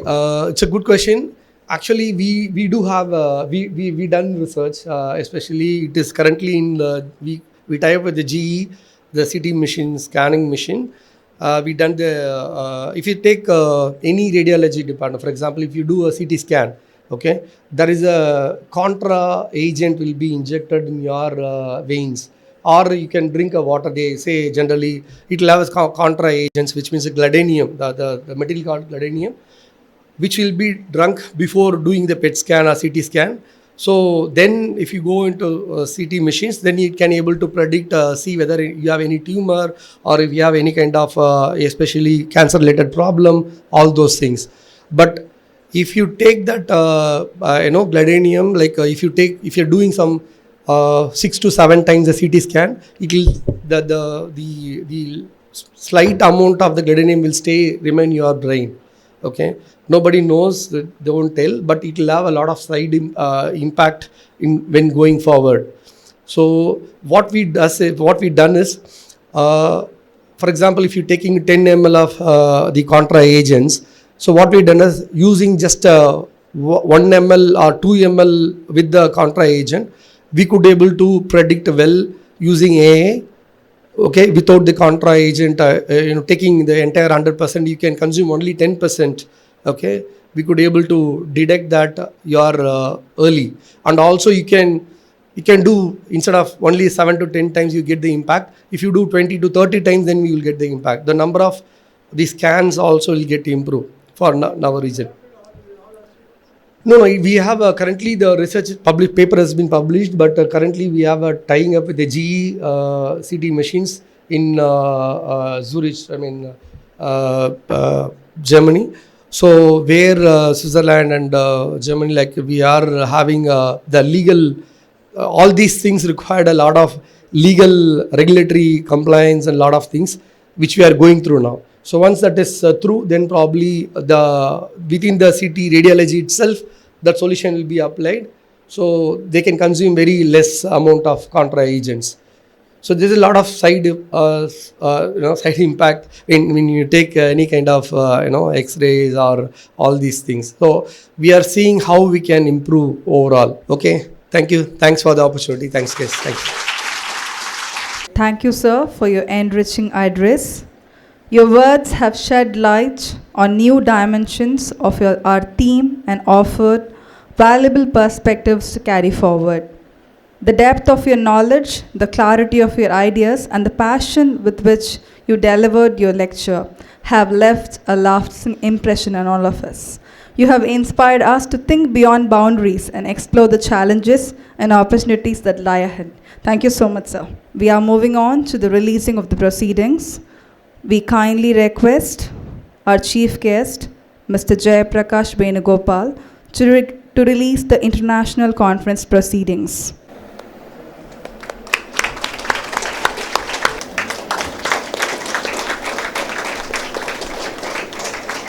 We kindly request Dr. Murugesan, the college advisor, to release the conference CD.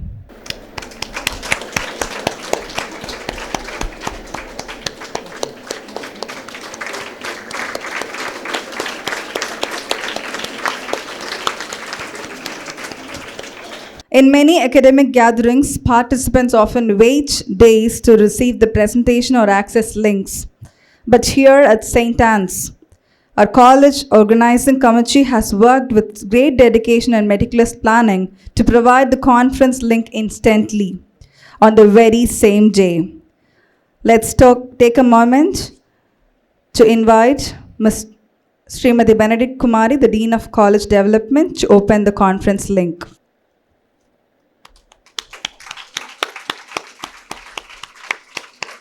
Huge appreciation to the efforts of the organizing team for ensuring the seamless coordination.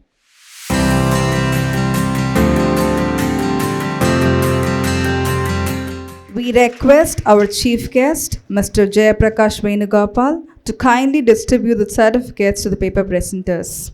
We begin with the Department of Computer Science. Dr. N.S. Kritika, Soka Ikeda College of Arts and Science.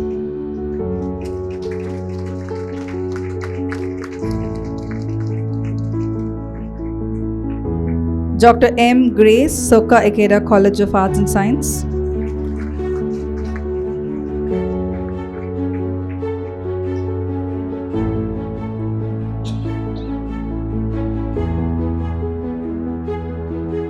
Ms. K. Maithili, Valliammal College for Women.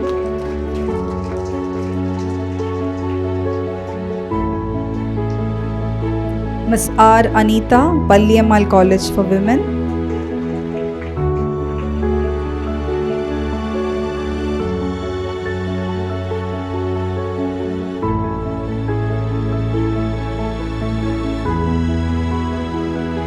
Ms. Mahalakshmi, Valliammal College for Women. Ms. Swati, Valliammal College. Ms. M. Bhavani, Valliammal College. Ms. Maulika, Valliammal College. Ms. Kanaka Navyashri, Valliammal College.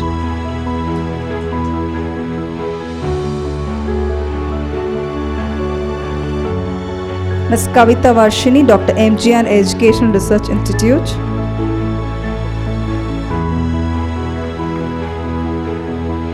Mr. Shankar Ganesh, Muhammad Sadak College.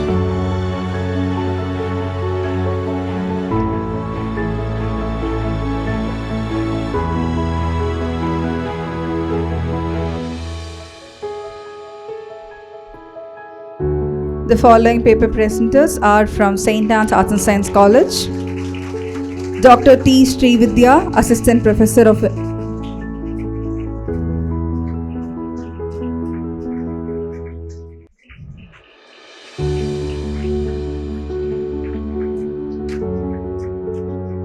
Dr. H. Mogana, Assistant Professor of Computer Science.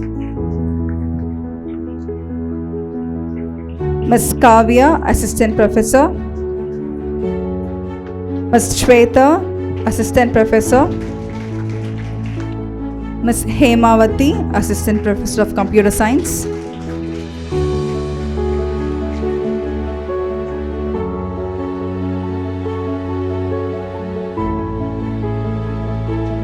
May I request Srimati Archana to distribute the certificates. Ms. Yamuna, Assistant Professor.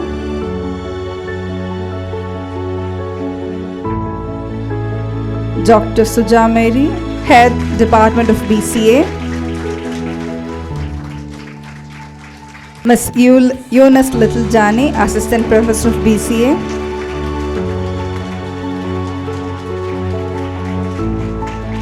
Ms. Tain Murray, Assistant Professor of BCA.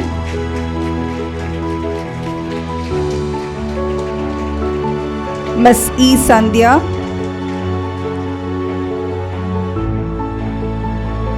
Ms. Pavitra.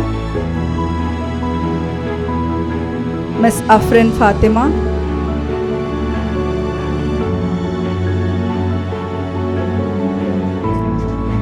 Annie Amala Teresa.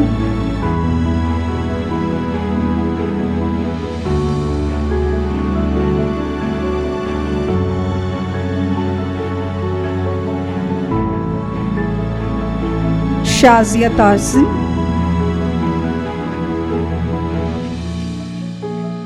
Ms. Shivaranjani, Ms. Petrina Shamita, Ms. Sophia Tamanna,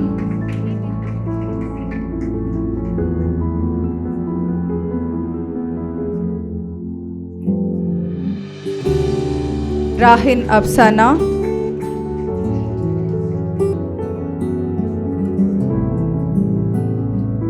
Selvi,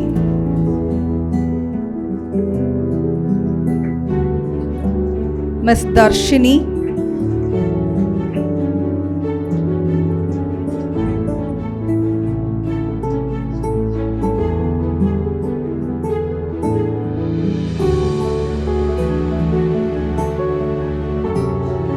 Ms. Harshavardhini,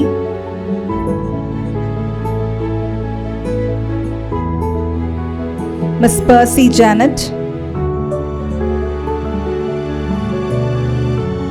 We kindly request Dr. Murugesan to distribute the certificates. Ms. Percy Janet,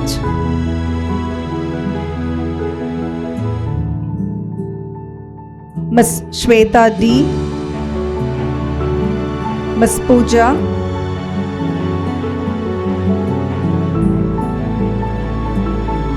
Ms. Ume Gulsum, Ms. Visalakshi,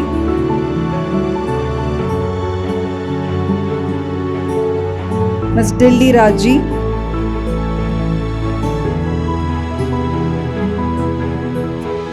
Ms. B. Priyanka,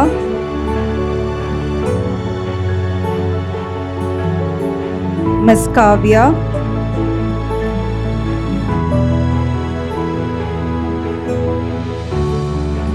Ms. Sai Darshini,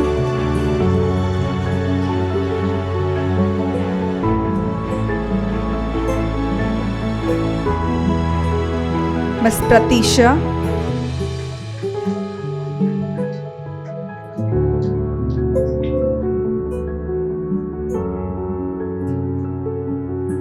Ms. Ruba Jayashree,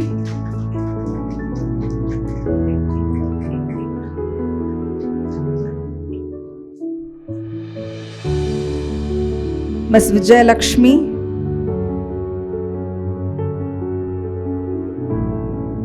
Ms. R. Pavitra,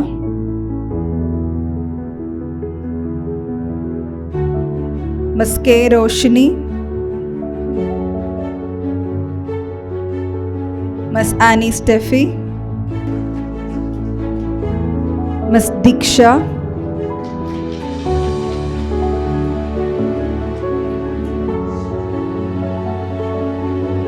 we request our chief guest to distribute the certificates.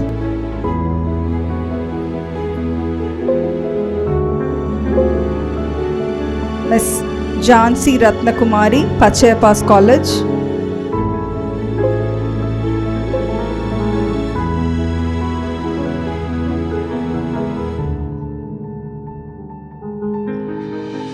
Ms. Gladi Nakshatra, Layla College.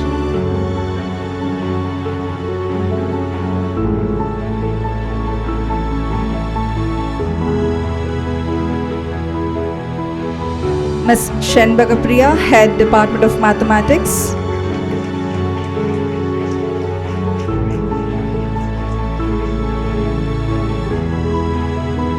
Ms. Arokya Maria, Assistant Professor of Mathematics. Ms. K. Nitya, Assistant Professor of Mathematics.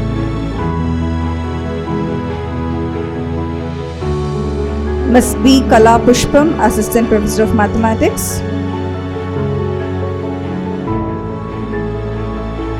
Ms. K. Sai Uma Maheshwari, Assistant Professor of Mathematics.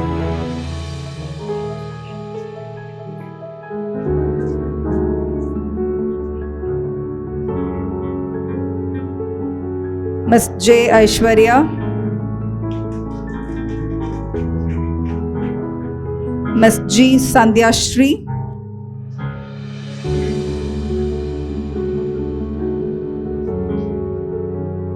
Ms. S. Satya,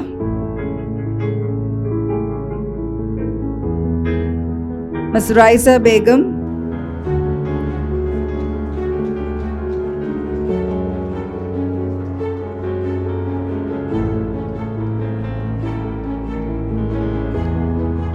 Anu,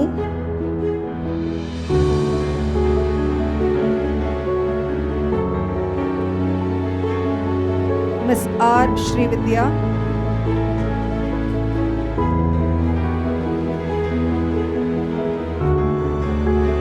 Miss N. Anuja,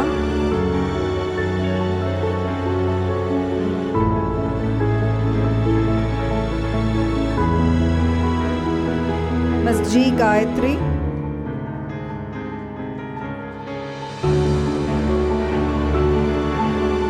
Miss R. Rasika,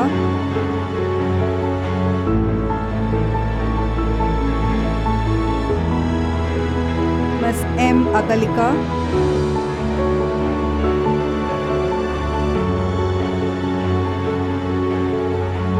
Miss K. Darshini, Miss Jennifer, Miss Vidyashri,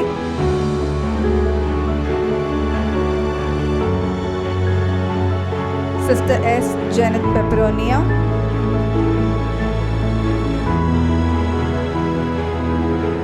Miss S.T. Tahira Maufika,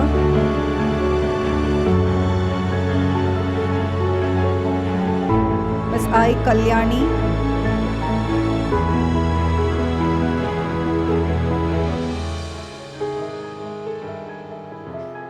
Miss K. Keertana,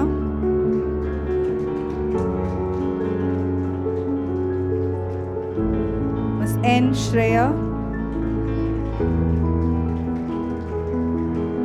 S. Sivasakti,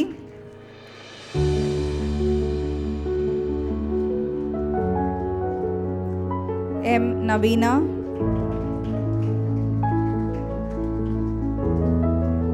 D. Kavita,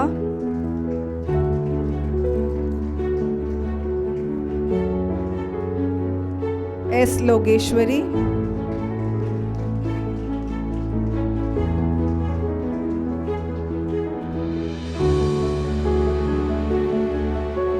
over to the Department of Microbiology, we kindly request our Dean Ma'am to give away the certificates. Ms. Dhanalakshmi, Dr. M.G.R. Janaki College of Arts and Science for Women.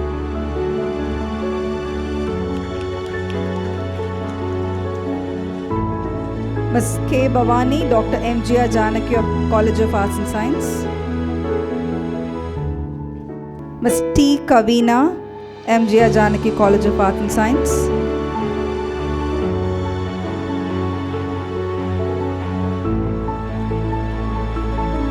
Augustia S., Dr. M.G.R. Janaki College of Arts and Science.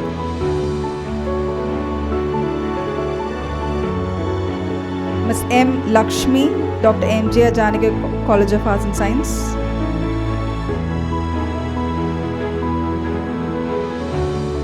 Ms. D. Varnita, M.G.R. Janaki College of Arts and Science.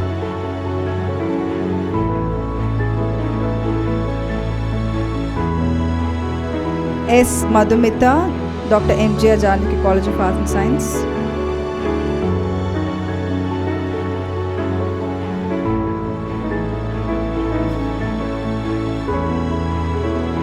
S.B. Varshini, Presidency College.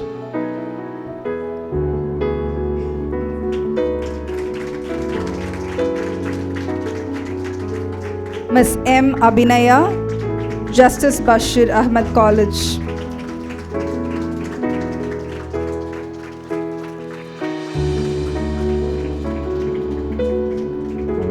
Ms. Arul Jyoti, Research Scholar, Kanchi Krishna College of Arts and Science. Ms. Suman Sharma, Research Scholar, Kanchi Krishna College of Arts and Science. Over to St.Anne's Arts and Science College, starting with the professors. Dr. P. Sumitra, Head Department of Microbiology.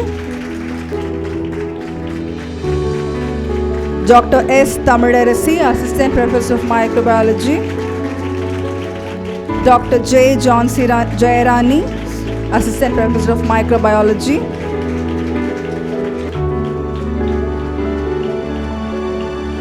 Dr. K. Vaidegi, Assistant Professor of Microbiology. Over to the students, Ms. Kanimori R.,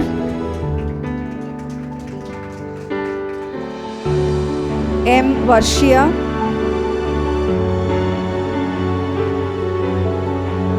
we kindly request our chief guest to distribute the certificate.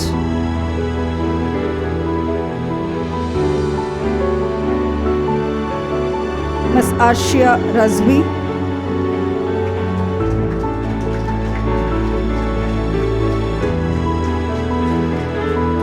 Ms. Raja Bhavani,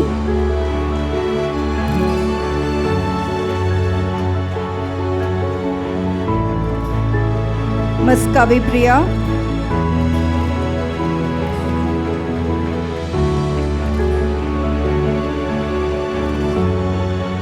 Ms. Keetana,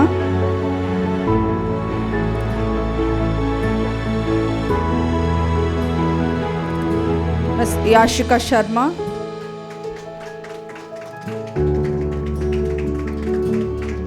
Ms. S. Preeti,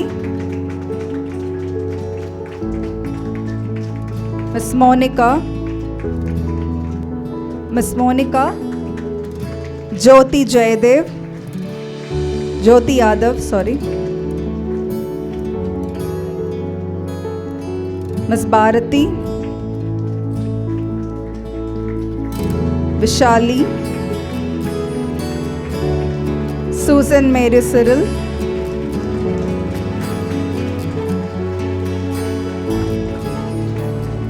Ms. P. Priyanka,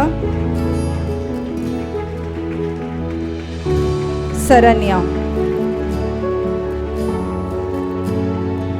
I would like to invite Ms. Adla Prinsley Joyce. Before that, Ms. Shweta D has to receive a certificate.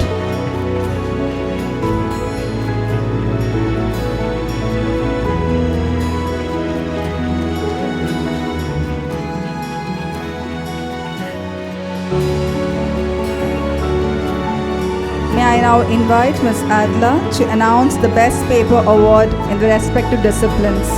We request our Public Relations Officer, Srimati Archanadana Palni, to distribute this award.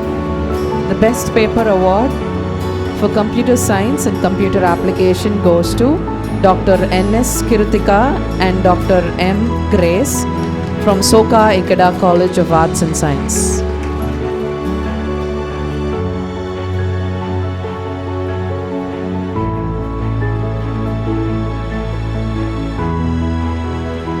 The Best Paper Award for the Department of Mathematics goes to Ms. Gladi Nachatra from Loyola College.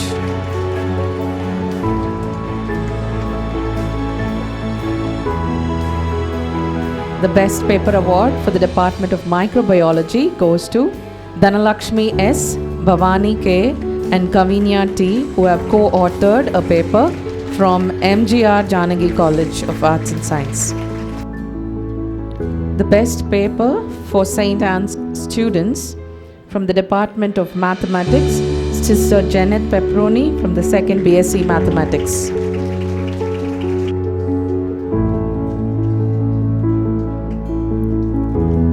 The Best Paper for a student from the Department of Microbiology goes to Ms. Kavi Priya from 3rd Microbiology. Congratulations once again to all the participants. May I now invite Ms. Sarah Shakina, Assistant Professor of English, to propose the vote of thanks. Good evening to everyone. On behalf of St.Anne's Arts and Science College, it is my privilege to extend our heartfelt gratitude to all who contributed to the success of this international conference on convergence of computing, mathematics, and microbiology, challenges and opportunities. I would like to express our profound gratitude to our beloved chairperson, Reverend Mother Dr. Lima Rosario. Mother's vision, leadership, and constant encouragement have always been the guiding light for St. Anne's Arts and Science College. It is her unceasing commitment to academic excellence and holistic development that enables us to host a conference of such reputation. Our sincere thanks to our chief guest, Mr. Jayaprakash Venugopal, Associate Director in AI and Innovation Lead at Daedalus Group. Sir, we are deeply grateful for the time you spent with us today and for sharing your profound insights on artificial intelligence and innovation.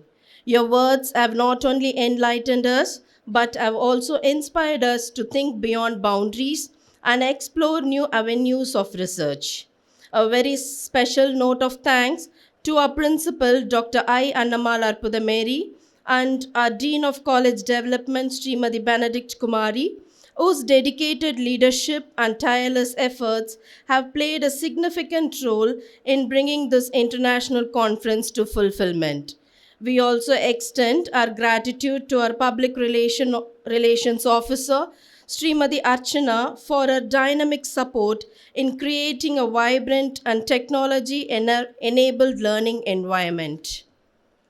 Our humble thanks to Dr. Murugesan, college advisor and NAC peer team member, for his commendable insights and encouragement for the development of our college.